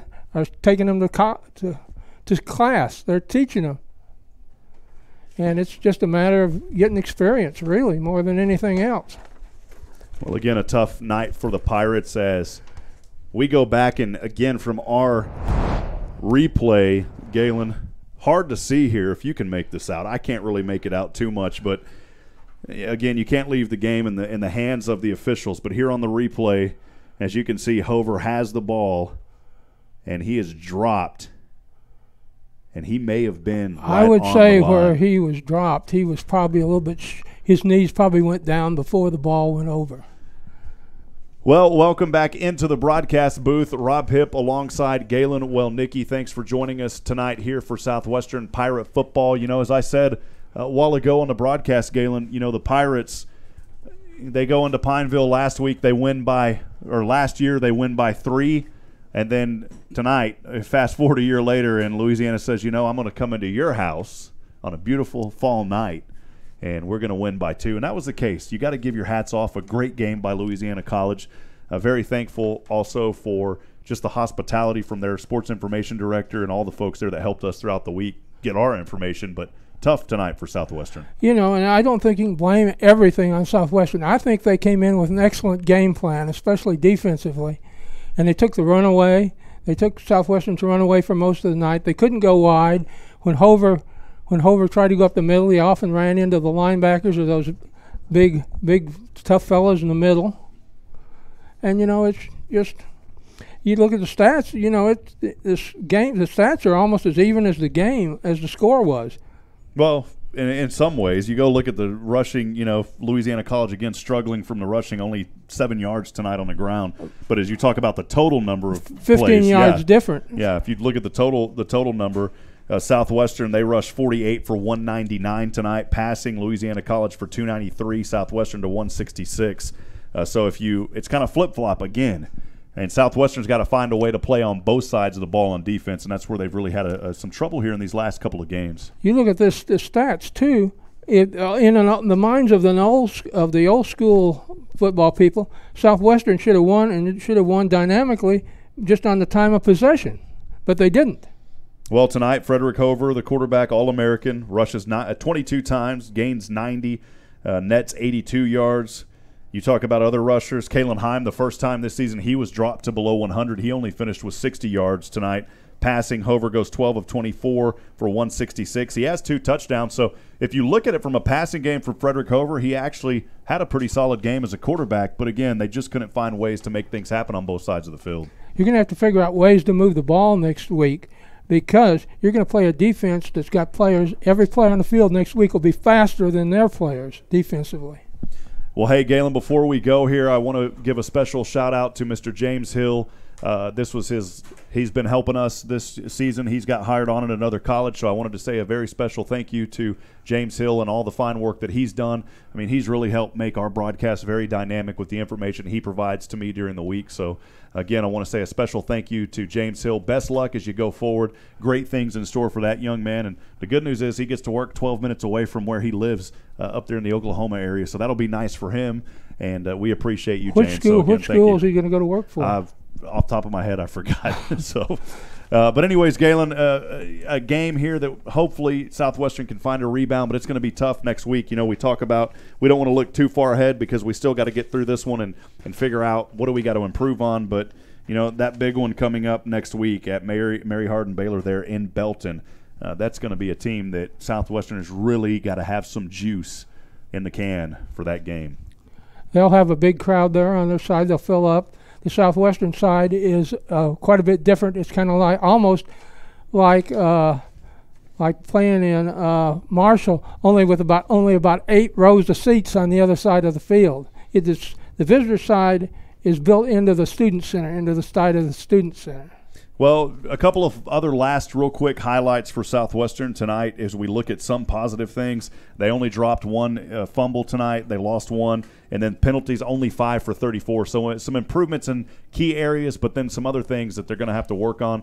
Galen, final thoughts before we sign off here this evening. It's going to be, it's going to be a little bit tough before things turn around completely.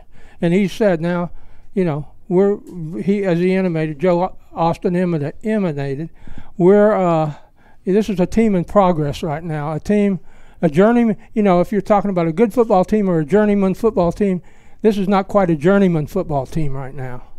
Well, they'll have their work going for them. We will have the call all season long. Pirates still plenty of time to turn things around. Coach Austin going to do a fantastic job and his staff here over the next week talking things over with his team and keeping them back into perspective. Well, for Galen Wellnicki, David England up tonight helping us, as well as Chuck Cracy on the sidelines, as always, Nathan Height and Mickey Holden. I'm Rob Hipp. We want to appreciate and thank you for joining us tonight for Southwestern Pirate football. Also, a special well wish again to our friends back in Pineville, Louisiana. Thank you for joining us here. We appreciate you as well. Your final score tonight, Southwestern falls again here, 21-18 is your final. Southwestern will go on to play Mary Hardin Baylor next week. We will be there live with that coverage. Remember, friends, as I end every broadcast, we're not strong enough alone to make it on our own. We need each other.